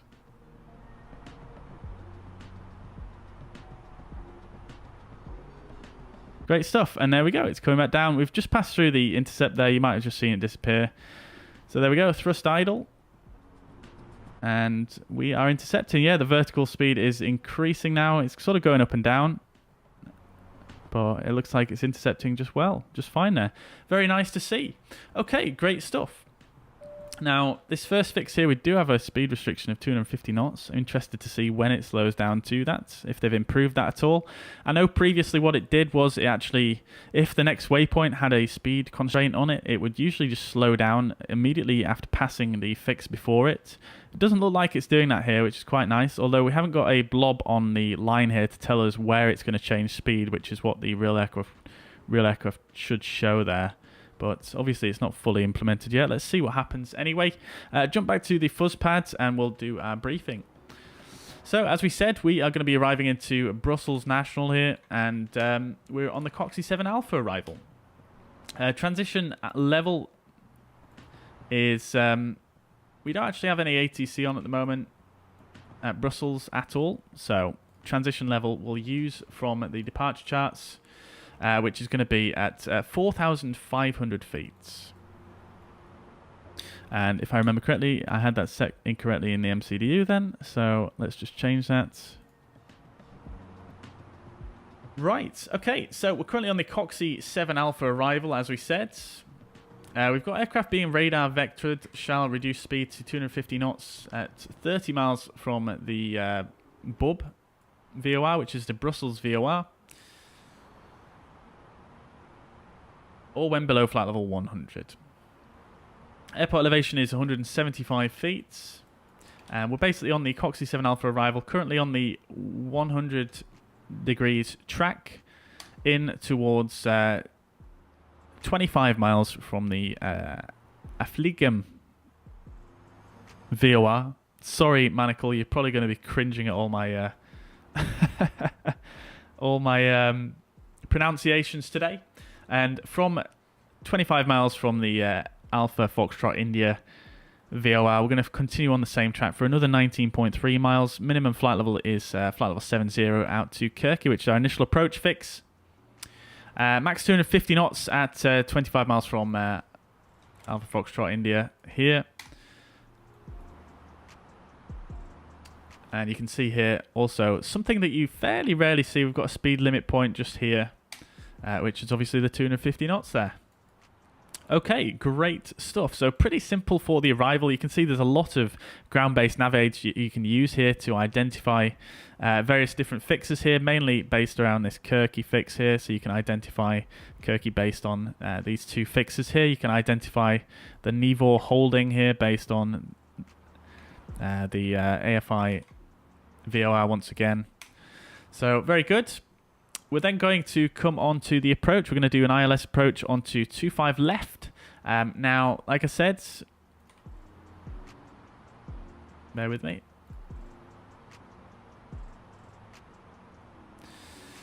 What did I say, actually? I don't actually know what I said. Right, chat, let's just jump back to the flight deck for 1 second here, because we are coming up to this next fix here. I'm interested to see where it's going to change speeds. We do have a discontinuity as well, which we will just remove now. There we go. Speeds as well on the FMA. No longer in thrust idle. It might have just recalculated the vertical profile there because I removed that discontinuity. You can see here we've got an orange star, which means that it's not going to make the restriction there. I'm not sure why it's got flight level 230 there. We left through 230 a while ago.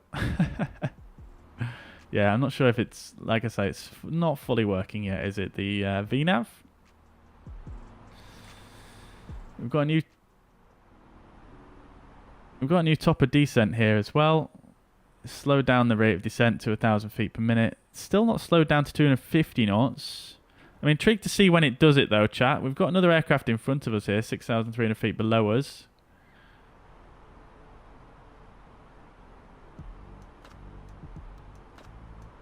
Let's see, is it going to slow down now?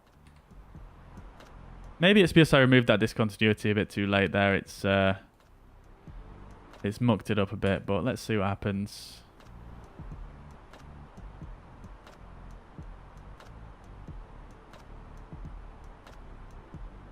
There we go, thrust idle, there we go, coming down to 250 knots now. So it changed when we went through the fix, which is, I suppose, not correct really, but again, I don't know if that was my fault there because of the discontinuity. It didn't calculate it properly.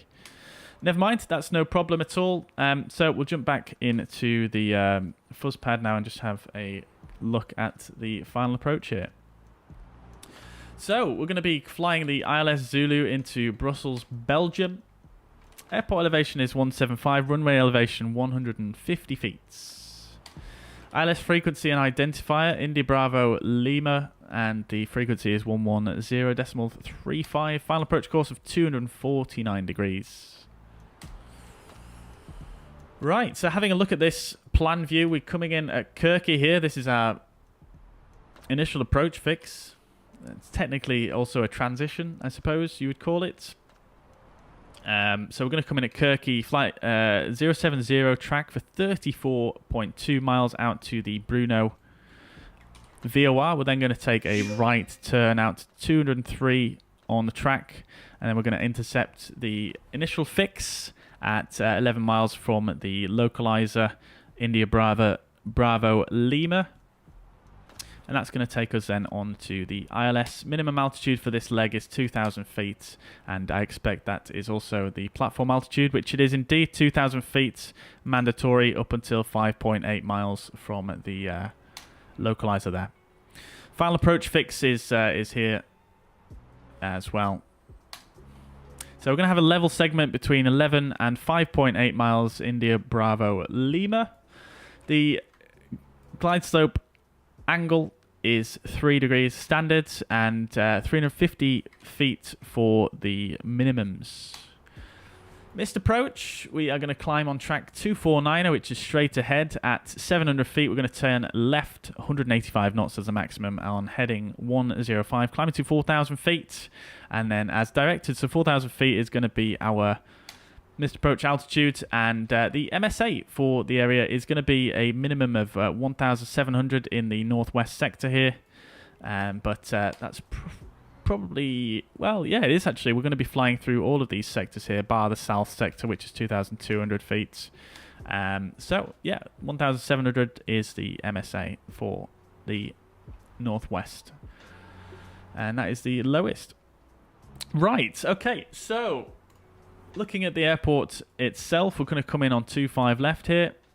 We have chosen low auto brake, so I'm going to try and exit somewhere around here, basically. Somewhere around, yeah, basically this hotspot here. So hopefully exit at Charlie 5. And then we are going to taxi to stand 204, which is about here. So we are going to taxi on. Let me just see if there's any further taxi instructions here. I don't think there is. There is not. Don't really have time to go through all the arrival charts, all the arrival pages here, unfortunately. There's only 2, actually. Shouldn't really affect us, to be fair. There's nothing specific on there by the looks of things in terms of taxiing and things like that. So, yeah, hopefully come out at Charlie 5. And then we'll come up at Inner. And then take a left onto wherever this is here. So let's have a closer look. So Charlie 5, inner, all the way up inner, and then a left onto, it looks like this is Sierra here, and then to stand 204 right at the end. So that's it. That is the approach briefing. What I'm going to do as well is set the minimums here on the perf page, which I've not done yet. So that is going to be 350 feet. And let's check where we're at. We're at flight level 100. We've leveled off. We'll set 2000 now. And we shall go to DES. So speed DES, and we are currently below the profile. No problems at all. So it looks like the top of descent calculation is not that accurate yet. It seemed like it gave us a top of descent way too early there. But again, that could have been my fault because I didn't remove the discontinuity. So I'm going to accept the blame for that. Thrust reduction acceleration and engine out acceleration for the go around is fine. So I'm going to leave that as it is. Great stuff. Okay. Let's see how it does here on intercepting the vertical profile again. I'm just intrigued. I'm just playing around with the VNav, guys. Usually what we try and do is do a thrust idle descent all the way down, but in this instance, we are just having a play with the VNav and seeing how it responds to certain things. Right. Okay, so we'll have a word with the traffic in the area. So Brussels traffic, Speedbird 404. We are on approach for runway 25 left on ILS Zulu procedure. Currently 47 track miles to run, and we've just passed over Kirky. Again, that's for 25 left ILS Zulu Brussels traffic. Okay, cool. So then, we're actually quite close to the airfield here. We're going to pass by it on the right. So we could probably actually turn on the landing system here and pick up the ILS, maybe? No, probably not. Okay, never mind. We might be able to see the airfield out the right window.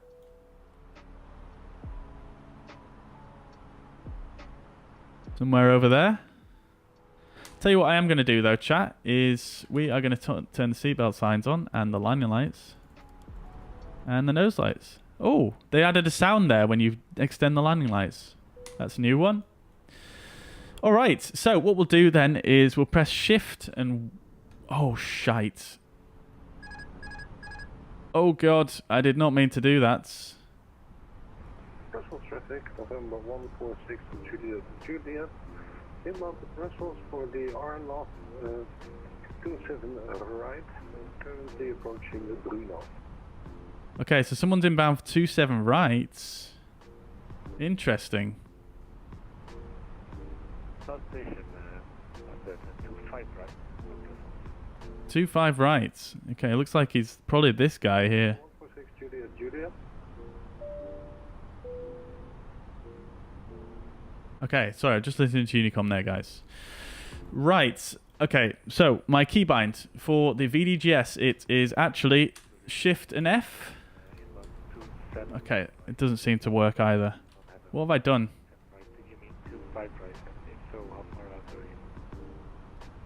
Right, let me just check this, guys, because... Right, currently approaching the Bruno. Left Shift and F. It should be Left Shift and F. Okay, it's not working. That's really nice. Oh, dear. Okay, it worked perfectly earlier when I tried it earlier. Maybe we need to get close to the airport before it actually works. Very strange. So with the Aerosoft Brussels, what you need to do is you need to actually use a small toolbar that appears by pressing... Oh dear, what have I just done there? By pressing Shift and F, that's my keybind I set for it. But it's not seemed to be working at the moment, which is a bit strange. I would have thought you could set it while you're in the air, but it doesn't seem like you can. Nevertheless, like I was saying, chat. Oh, Why are we getting the outside sounds there? Okay, something strange is happening here. Anyway, so what I was saying, chat, is, yeah, with the Aerosoft Brussels airport, what you need to do is you need to actually open a little menu and set which gate you want to arrive at, and then it will activate the VDGS. Now, I'm not sure if that works in the air. I've only really tested that on the ground before, but it doesn't seem to want to open up the toolbar for me currently, so we'll have to wait until we're on the ground to see if that works. All right, anyways, let's see. So specs, Max says specs, you can look in the description of the video, just click show more down below the video and all my specs are down there. GPU, I am using a NVIDIA 3080. How much does flight school cost? A lot of money. To get into an airline, it's about 100 grand in pounds. Carlos says, greetings from Croatia. How are you satisfied with the accessories for spoilers and flaps? I currently use only throttle quadrant and thinking of buying them. Yeah, so I really like them personally, especially if you fly the A320 lot. It is very, very good indeed, I think. I really, really enjoy having the add-on, actually. And it's quite useful for other add-ons as well, you know, to control the prop or mixture and things like that. For example, the Boeing 247D and things like that. Notice any frame drops with the new experimental version recently? I've got 5 at the moment. Not really, no. Dio bought the Brussels airport, which is realistic. Who made the Brussels airport you will show us? The Brussels airport today we're looking at is the Aerosoft one. The developer is actually Joe Erland, and yeah, he works for Aerosoft, I believe, exclusively. What? What's that noise? Let's see. Flying the return leg? I'm not, unfortunately. No, Chris. No, not today. Flight school costs so much, says Generic Pilot. Yes, it really does. It's crazy. I mean, the thing is, for me, is if I did flight school, I would want to do it with the view of, why are we climbing now? That is very bizarre. Interesting. Don't really want to... I'm just going to let it do its thing because we're testing VNav. We're testing VNav.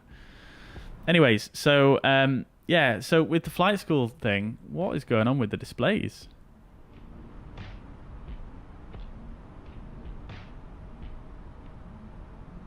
Yeah, so the thing is with flight school is, for me, to make it sort of a viable option, because it is so expensive,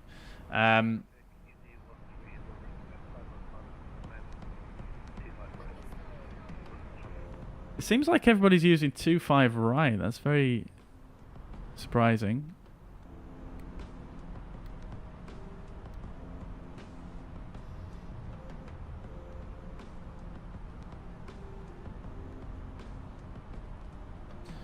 The LNAV in this is very, very good, though, these days, isn't it? Look at that. Juliet, 15 miles final, 2.5 right to Brussels. Okay, it looks like we've got a bit of traffic here at Brussels. I'm actually going to go ahead and turn TCAS to all. Just a bit more situational awareness here, because I can't really see anyone on the TCAS here. A quick glance out. Can't really see anything. Okay, speed on the FMA. Looks like we're recapturing the vertical path there. Great stuff. Okay. Guinness for 29A, please. Yep. Hope the flight attendants got to you before we put the seatbelt sides back on. Rip wallet on the add-ons. Yes, indeed was a yeah. It's gonna be expensive.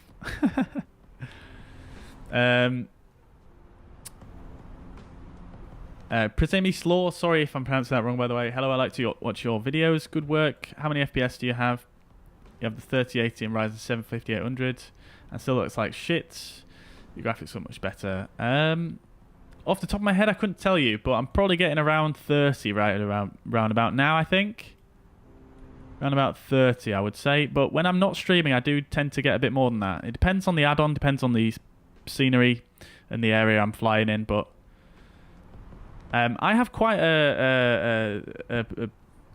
quite a conservative graphics setup though, so I only have the LOD sliders on 100, for example, because I prefer having a bit more smoother FPS than having everything maxed out.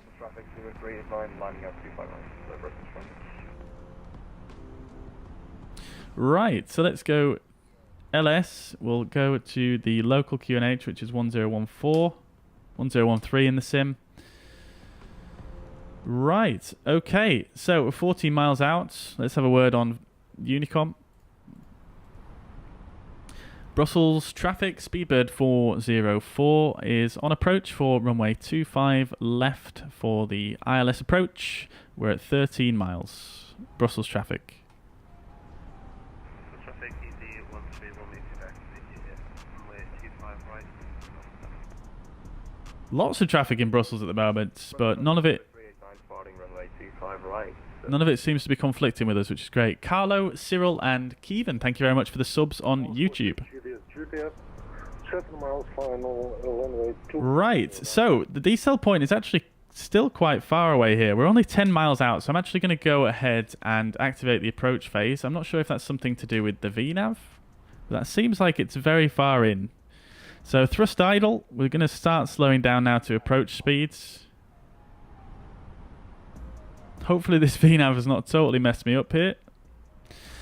Okay, so approach checklist, we were a bit late at doing that. Bar F is set to 1014, seatbelts are on, minimums are set to 350 feet. Auto brake is low, engine mode selector is normal. Approach checklist complete, Alt star. Taking a bit of a wide turn here. So we're going to say we've cleared ourselves to the approach, so we'll arm approach, Alt star, glide slope blue, localizer blue, Cat 3 single. Set AP1 as well. So AP1 and 2, Cat 3 dual. Slowing down nicely, although maybe a bit too slow. I'm going to chuck the flaps out as soon as we reach the VFE next here, which we are. So speed is checked. Flaps 1 selected. I'm going to go for gear down as well to help with the slowing down. We're only 7 miles out here, you see.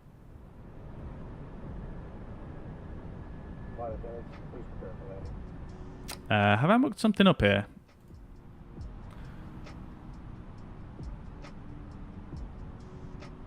No, don't appear to have. Okay, there we go. Lock star, that's fine. We're going to go to flaps 2. Speed is checked. Flaps set to 2. Glide slope star. Localizer star. We are descending. We'll set the go around altitude to 4,000 feet. 5 miles to go. Arm the spoilers. Let's get Sky Dolly on. Where is it?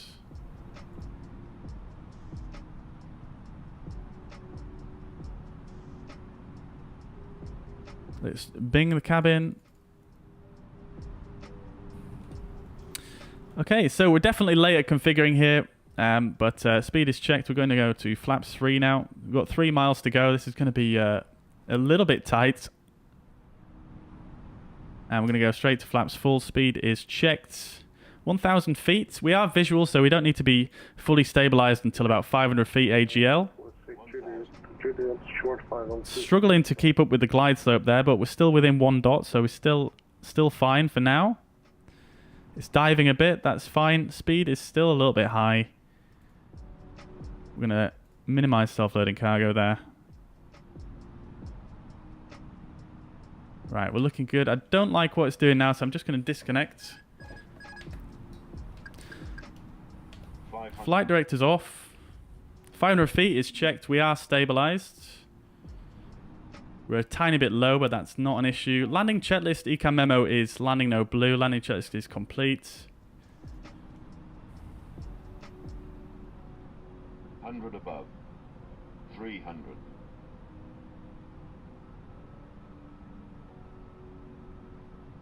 Minimum 200. Minimums continue.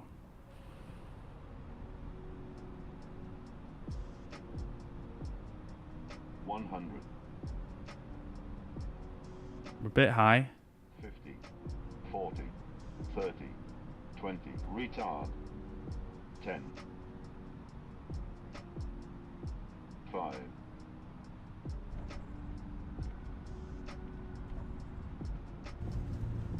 Spoilers, decel, and Perfect. reverse green. Romeo lining up for runway 25 right. Speed perfect.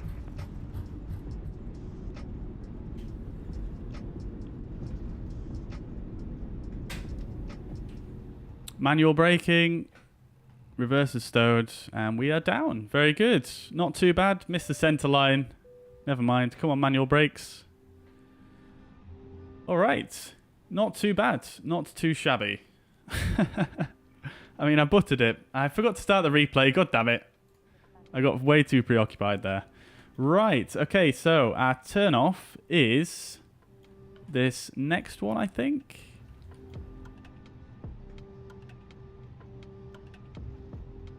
Yes, it is indeed. 146 Juliet, runway located at Bravo 6, 25 right. Bus traffic, Bijan 1 Mike Romeo, departing runway 25 right on the shift to Delta departure. Bus traffic. This is not 25 right here, guys, so we don't need to worry about that. There's no aircraft departing. So here's Charlie 5. You can see the sign there. Great stuff. TUI hangar over there. Very nice indeed. Right.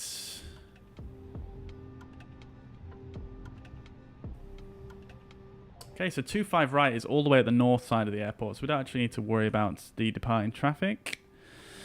Okay, let's get the strobe lights off, the landing lights off, and the nose light to taxi. We'll turn the APU on. We will retract the flaps and disarm the spoilers. We'll deactivate the predictive wind shear and the weather radar. We'll turn the TCAS off as well. And we're going to take a right onto inner here. As you can see, inner 10 there. I'm not sure if that is the correct way to say that, but inner 10. Let's slow down a little bit here on the speeds. See what the passengers thought of the landing. 121 feet per minute. Well done, perfect, great stuff. I did miss the centre line though, which I'm a bit sad about. After landing, checklist, radar and predictive wind shear are off. Okay, jet. Let's start the APU.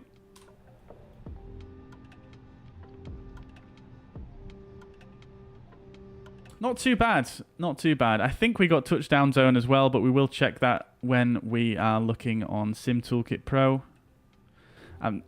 I'm still not fully used to the new flaring mode because they did change it again, didn't they? After I finally started getting good landings and then they changed it. So, yeah. Here we are at Brussels anyway. Let's see if we can get the VDGS to work now. So, Shift and F. No, it still doesn't work. That's really sad, actually.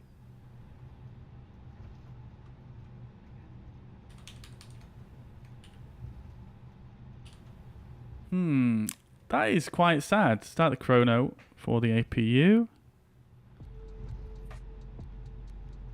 Yeah, chat. I'm really not sure what's gone on there. Because if you look here, you can see I've got the driver and stuff installed. Maybe I just click that and see what happens.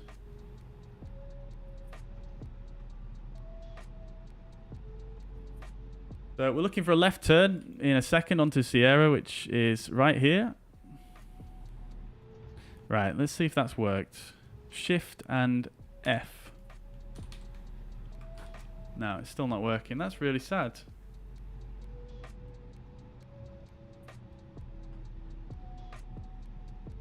Application is already running.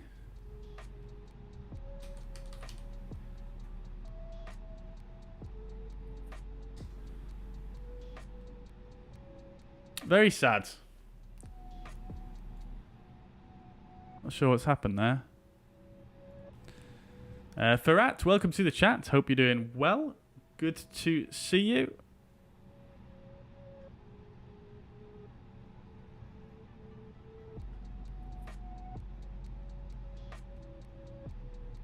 Oh no, I've missed my turning, chat. I've missed my turning. I wasn't concentrating then. I was trying to get the driver to work. Dear oh dear. Okay, let's do a little 180 here then.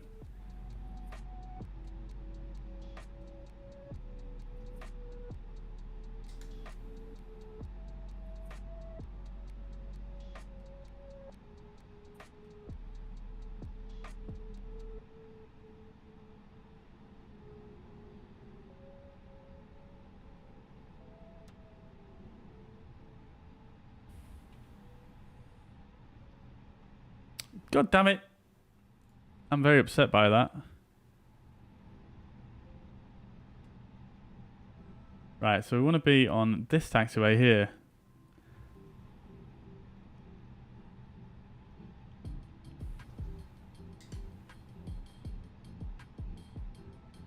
"99% satisfied though, chat. You must have liked the chicken soup." Yeah, I'm really not sure why that's working, chat. I do apologise because the VDGS at this airport is actually really, really nice.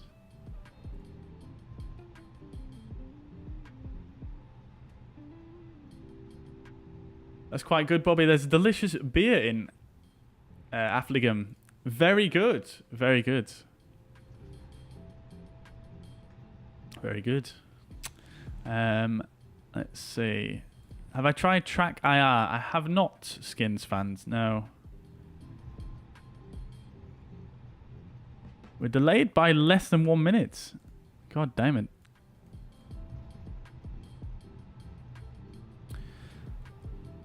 Settings in MSFS says, "Max, I'll show you my graphics settings once we are parked up." FCAM, welcome to the chat. Hope you're doing well. Welcome, welcome. Tell you what I'm going to do, chat, is I'm just going to slow down to a complete stop here, just on the off chance that this VDGS thing only works when you're stopped. Let's set the parking brake. Shift and F.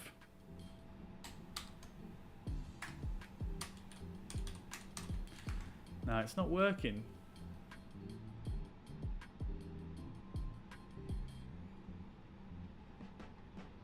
It worked perfectly earlier, guys. I did test it, but never mind.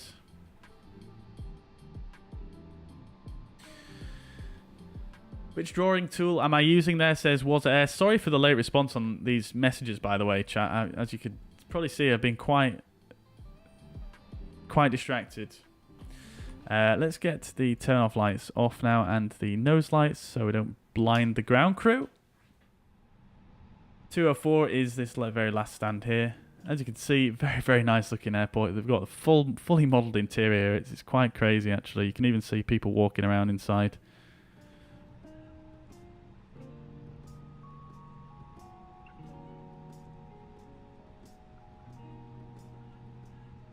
I'm very sad about the VDGS, though. Very sad.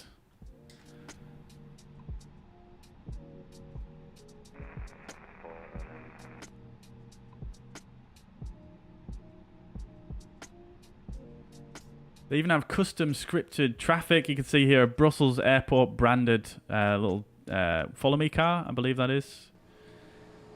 Oh dear, I'm right off centre line here, aren't I? Where's the VDGS when you bloody need it?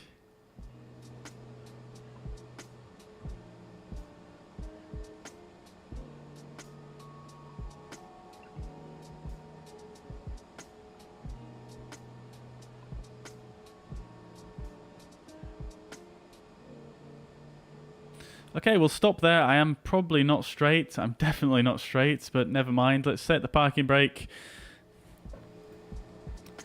Let's set the parking brake. APU is available. It should have warmed up by now. It's been 3 minutes, 5 minutes even, so I'll reset the chrono there. Turn the APU bleed on. External power is available. Turn that on as well. Both engines off. Beacon light off. And seatbelt sign can come off as well. There we go. Beautiful stuff. Let's get the jetway connected. Get the catering and the baggage on the move.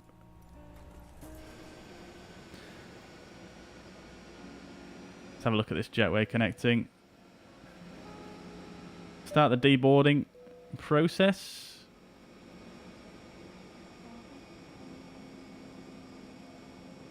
Not bad. Oh, very nice. Very nice indeed. We'll come in here. ATSU AOC, weight and balance, and 0 the passengers.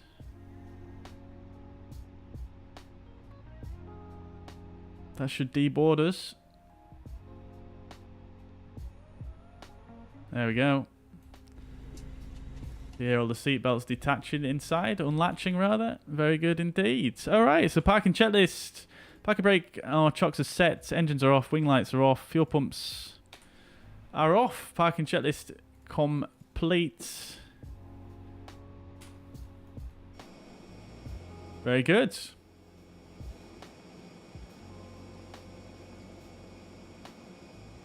So yeah, was there? Sorry, I didn't respond to you, did I? I got completely carried away with something else. Drawing tool I'm using is called Zoom It, made by Microsoft. It's just a you can draw anywhere on your desktop on it, so it's not specifically to Navigraph or anything like that. No problem at all, Dio. Glad I could help. 25 left looks like the IRL runway. Yep, that's the one we went for. I'm not sure why everyone else was using 25 right, but hey ho, maybe that was a sim briefing. Drewski, welcome to the chat. Drewski says, what's up, buddy? I just found your channel on YouTube a minute ago. Question, what would I search on YouTube for MSFS with the real life type of stuff like you were doing with ATC, passengers and all that? Yeah, so I'm not sure what you would search for exactly, but I can recommend some YouTubers. I can recommend 320 Sim Pilot. The Flying Fabio, he streams more on Twitch though, but he does have some videos on YouTube. I would also recommend Flight Deck to Sim. I would also recommend Captain Canada. And I would also recommend Philbert Flies and Mariner Halley. All of those guys do similar sort of setup to myself. Drewski says, I started MSFS 2 days ago and I want to have these real life scenarios and stuff. How you and other streamers are doing it. But don't know what to put in the search bar here on YouTube. Well, I hope that helps anyway, mate. They're some of the YouTubers that I learned a lot from when I first got into it 2 years ago.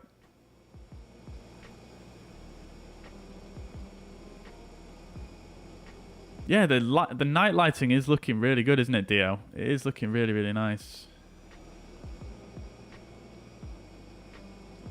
Yeah, first time I've actually seen this airport at night, actually. I love how the traffic drives on the actual roads as well, which is really nice to see.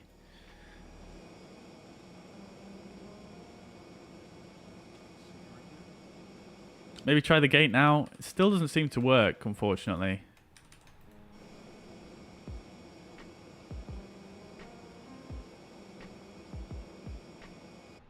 Alright, chat. Well, let's have a look then at the landing report here on SimToolkitPro.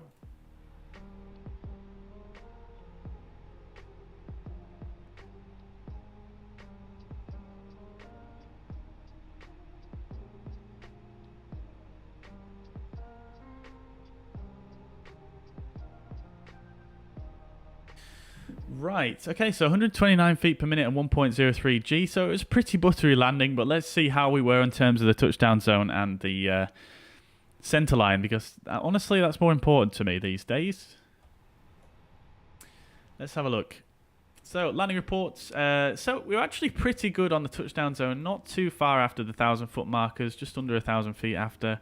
So, not the greatest, but not terrible, and we were left off center line by 14 feet. So, not brilliant. I think the flight path we actually took was because I was actually right of center line, so I think we actually flew something like that in the end.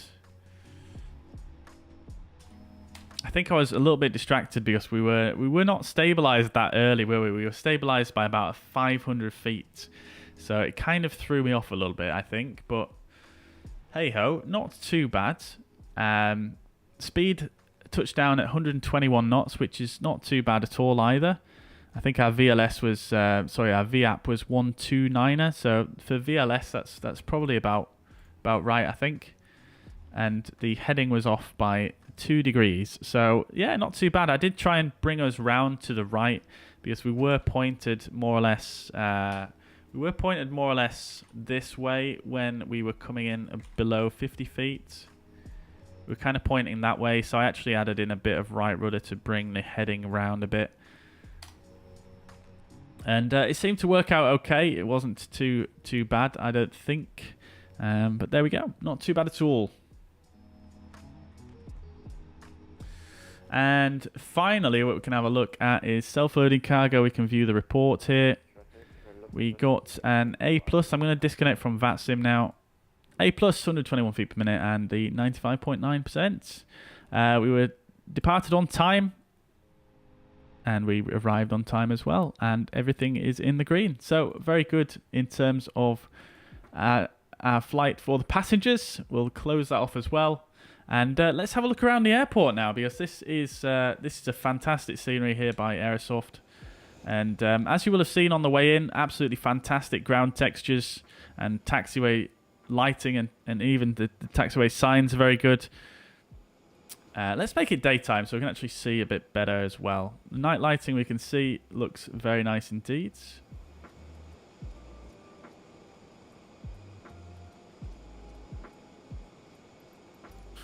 All right then, let's have a look. So we might as well start here where we are currently. As you can see, you've got the custom ground traffic, which is branded with the airport branding, which is very nice. And these do drive around on the actual roads rather than on the taxiways like they do in some airports. You've got animated people walking around here, which is very, very cool. They've even modelled inside the staircase here, which is absolutely insane. Yeah, what else can I say? Ground clutter looks to a pretty good level. Again, I can't really stress enough, the ground textures are just fantastic here. Even these little grates on the ground. I've noticed some airport sceneries where they put these... I'm not sure the proper name for them, but I imagine it's where they can pump fuel from. Yes, on some airport sceneries, these are very, very low resolution, and they look absolutely terrible, which is not the case here. Jetways are looking absolutely perfect. Can't really say too much more about them, except they look fantastic. Nice bit of weathering and great modelling there. The ridges in this metal is actually looks like it's 3D modelled as well. It's not just a texture, which is really, really cool. Got transparent glass. We do have the VDGS. This does actually work, chat, but for some reason it won't work for me right now. I'm not sure exactly the reason for that, but it did work earlier. I promise you it does work, and it is very nice, but unfortunately it's just not working on stream, of course. As you can see, fully modelled interior as well. You can even see people slightly moving around in there, which is just crazy, really. Coming in, you've also got moving travelators. The level on the inside of these of this airport is just absolutely insane. Like, look at this, for example. I've not seen someone do this before. This is absolutely brilliant. I've just noticed this now. You can see how what they've done here is they've actually modelled a parallax texture here.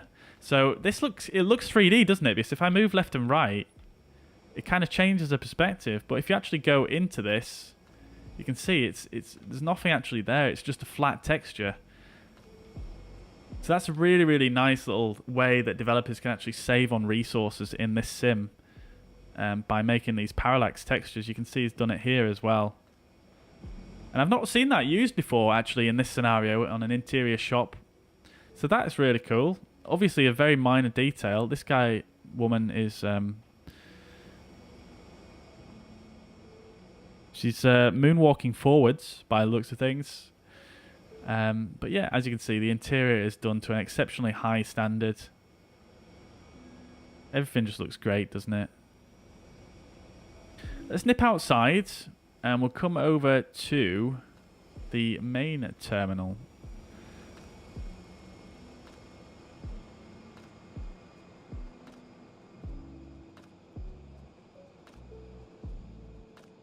Again, all modelled in here. Not quite as much detail here, but again, I'm not sure how much there is actually in the real airport in real life in this area. Probably not that much, I guess. It looks like more of a transition area between the two piers. Even got people here and some modelling. Okay, it looks like maybe something's missing here. Okay, I'm confused. They must have missed out that corridor there by the looks of things, which is fine. And then you've got this terminal here, which I believe Brussels Airlines uses. So it's a bit bigger. And still loads of detail going on in here. You've got the really cool curve there in the architecture, which looks very nice. And then, yeah, look at this. Animated people everywhere. It's just so packed with detail. It's absolutely wild.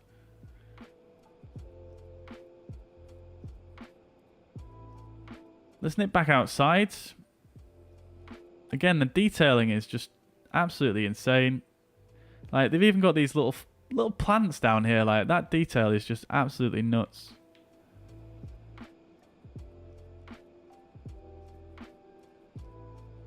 I'm sure there's loads of little bits that you could find around this airport if you you've got the foreign object debris bin there for FOD. But I bet there's loads of little details in here that you can find. Like, look at these chocks, for example. I remember they posted these on one of the previews. Like, look at the detail on those chocks. Despite them just being a bit of ground clutter.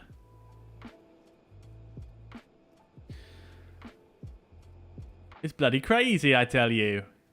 It's bloody crazy. Right. I'm not sure where to go next, chat, because this is quite a big airport. We've got a cargo apron here. Landside is, I guess this is the main entrance here.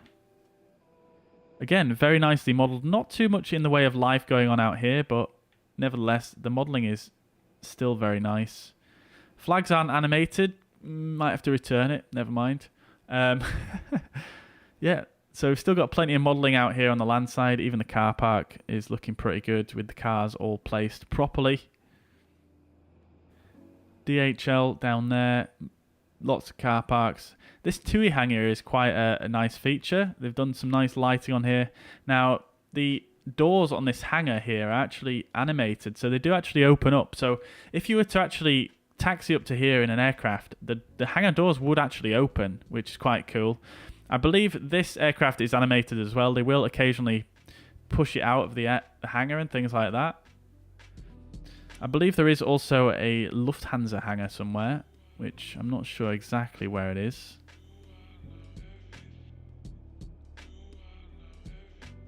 Oh, and by the way, we've got Bijan and Habashi's 4 Seasons pack. We've upgraded it now to the spring one because we are getting to spring now, and you can see there's a few nice little purple and pink trees down there, which is nice to see. What have we got here? This is the cargo apron. I think it's possibly this hangar that's also animated. Can't tell. There was a couple of others. I think there was a Sabina hangar and a Lufthansa. I'm not sure where they are though. Are they over here? This looks like more cargo stuff.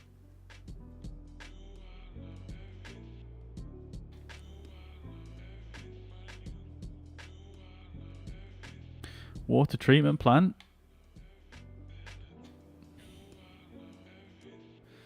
Let's see, is it up here? Oh, there we go. We've got some animated flags there. A military apron here by the looks of things.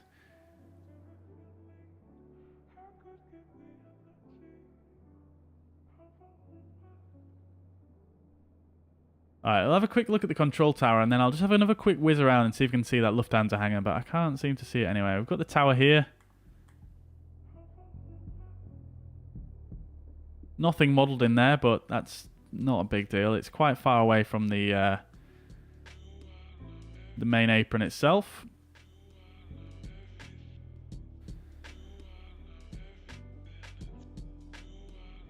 Where is the Lufthansa hangar, chat? I really don't know. Manacle? Do you know? Little ambulance port there. Quite nicely done.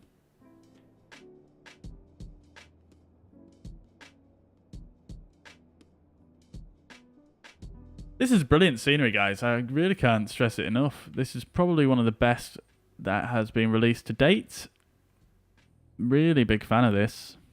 Just for the record as well, I did not receive this for free from Aerosoft or anything. I bought this with my own money.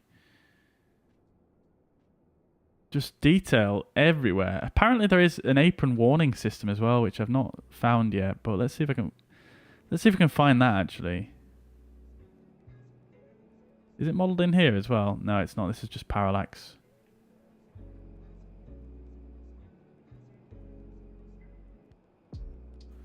Right then, chat. Can we see the apron? Oh, I've not seen this before. Look at this. That is some detail right there. Right, let's see if we can find the apron warning system, because that should be, I guess, somewhere. on these little roads.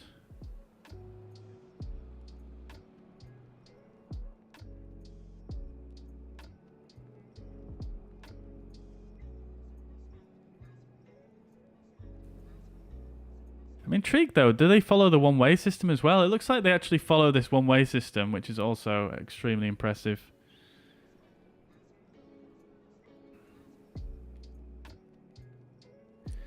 I can't see the apron warning system. I kind of wanted to see that. I'm not sure where it would be though. I imagine it, obviously it's going to be on these roads here to warn vehicles that are driving around here. But I can't see it.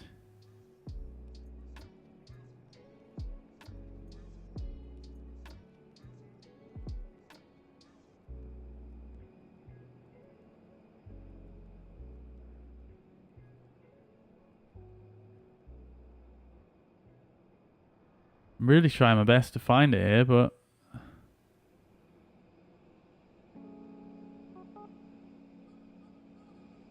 I'm focused.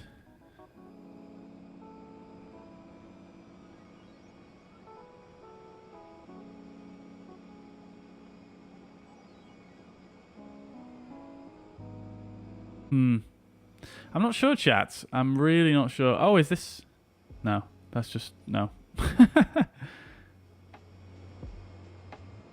So they said there's a like an apron warning system, which kind of... It's like a traffic light type thing.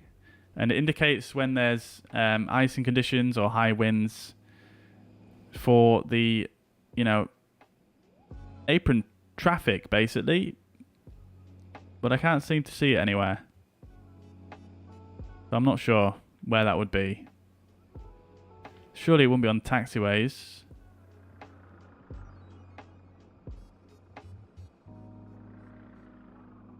Brussels Airlines is now part of Lufthansa. Interesting. Did not know that. Look at the cooling towers over there.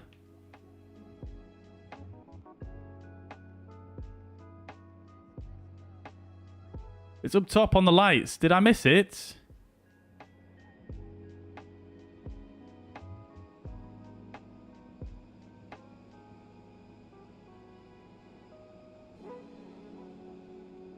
Up here?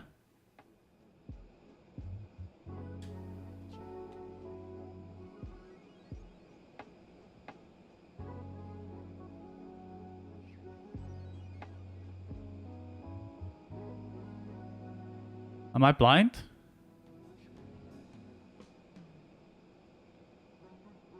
Is it just not on at the moment, maybe, because of the weather conditions?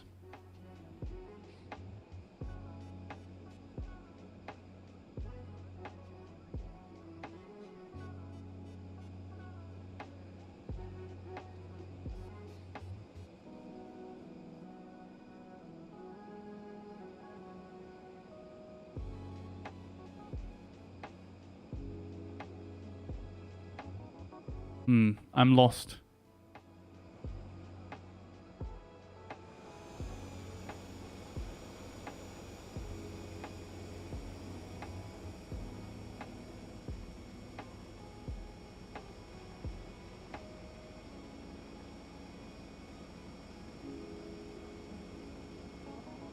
Does feel very alive, this airport, though. I do have to say, it is nice. It is nice. There are 3 lights of 3 in a vertical strip on the pole. Yeah, I thought that's what it looked like, but I just can't... Am I just totally blind? This one is floating.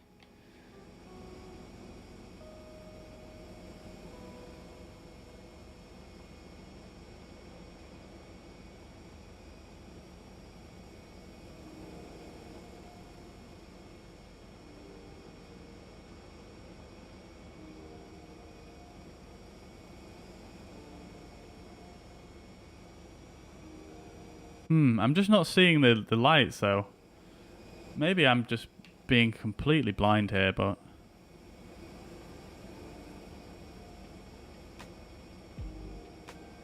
I do apologise if I am.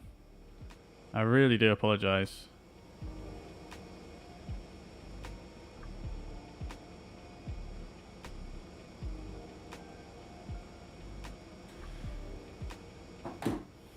All right then, chat. Let's catch up with some messages here. Try the one next to it, Athens detail. I will. I think I'm just going to look for that in my free time because I do need to wrap up the stream now, unfortunately. But yeah, Athens Airport is very detailed as well as animated. Yeah. I'm still yet to get that, to be honest, but that's on my list to get. Athens looks really good. I quite like a Q400 to come out for this sim though, for Athens to be really, really fun because there's a lot of Q500s flying out there, I think. This airport is Brussels, Ramsey. Brussels Airlines part of Lufthansa. Taxi in. Unfortunately, I don't have... In fact, no, forget it. Let's try it. Let's try it, Ramsey, just for you. I'm not going to taxi in. I'll just slew over there. So let's go like this. Oh, look at there we go. There's the TUI aircraft coming out.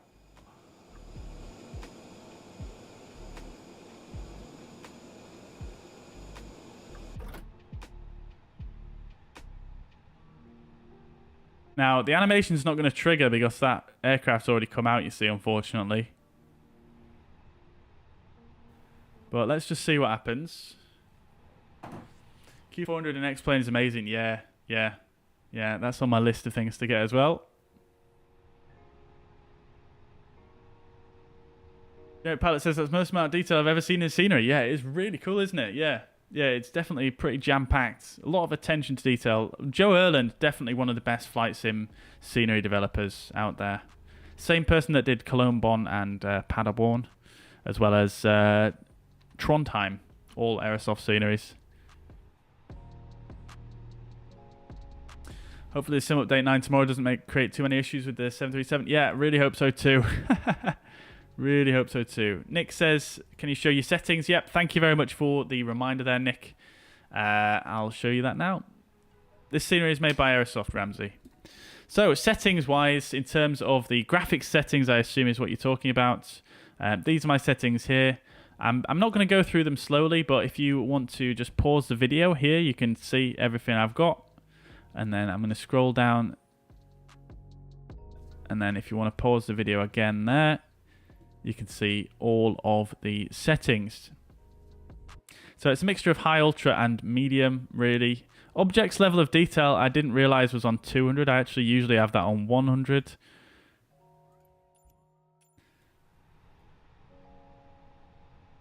But there we go. Oh, there we go. There's the TUI 737 going back in. Let's once that's gone back in, we'll wait till the hangar doors close and then we'll taxi up and see what happens. Well, we're not going to taxi up. We're going to just we'll just slew the aircraft and just plop it down in front.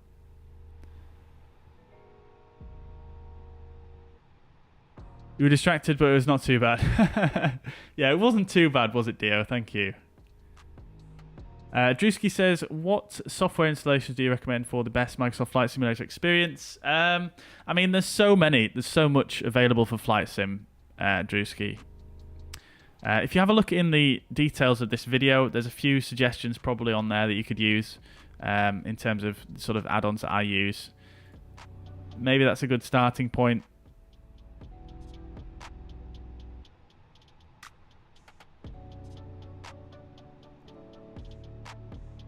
Generic Pilot's off. No worries at all. Well, thanks for dropping by, and I'll catch you again soon. Harry, welcome to the chat. Water says 30 FPS lock, smoother experience. LOD set to 100 with a mix of ultra and high. Yeah, sounds quite similar to me, Was Air. I think, personally, it's quite smooth for me on with the 60 FPS lock. But again, I mean, it depends what resolution you're on. I'm only on 2K. I don't know if you're on 4K. Yeah, I mean, it depends what aircraft I'm flying again. With the A32NX, I don't generally fly it often off stream, so it's quite difficult for me to gauge the performance actually, because it's been, you know, like I say, I only really flight sim when I stream at the moment. I haven't even been streaming that much, so yeah, I can't really give you too many up-to-date figures on that, but I know the A32NX is changing constantly, so let's try this. So we'll come over here. Oh wait, is it going to open if we go maybe here? Oh my god, it's beautiful. Oh, that is brilliant. That is very cool, isn't it, chat? Wait, we're moving. The engine's on. Wait, what is going on? What? Wait. What? Are we getting towed in? By an invisible tow? What is going on here? Parking brake, is it set? No, it's not. Okay, that might be why. It might be... That might have been my bad, because the slew might have just given me a little bit of momentum there to roll forwards. Oh, that's quite funny. But there we go. Yeah, so the hangar doors will open when you actually approach the hangar. So if we actually come in like this and just plop ourselves down.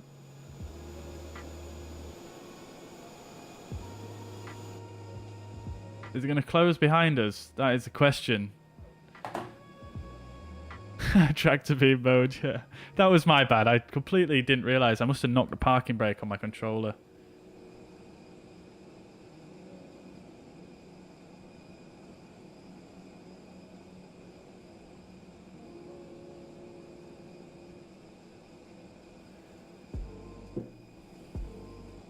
Ultra-wide close to 4K. Ah, okay, well, yeah, that's a much higher resolution than what I'm using. So, yeah, I imagine that would probably work better for you, wouldn't it? Right, chat, I think that's going to be it. I think that's going to be it from me for today. Let's just come out like this. We'll leave the screen here so that you guys can see if the hangar doors do eventually close.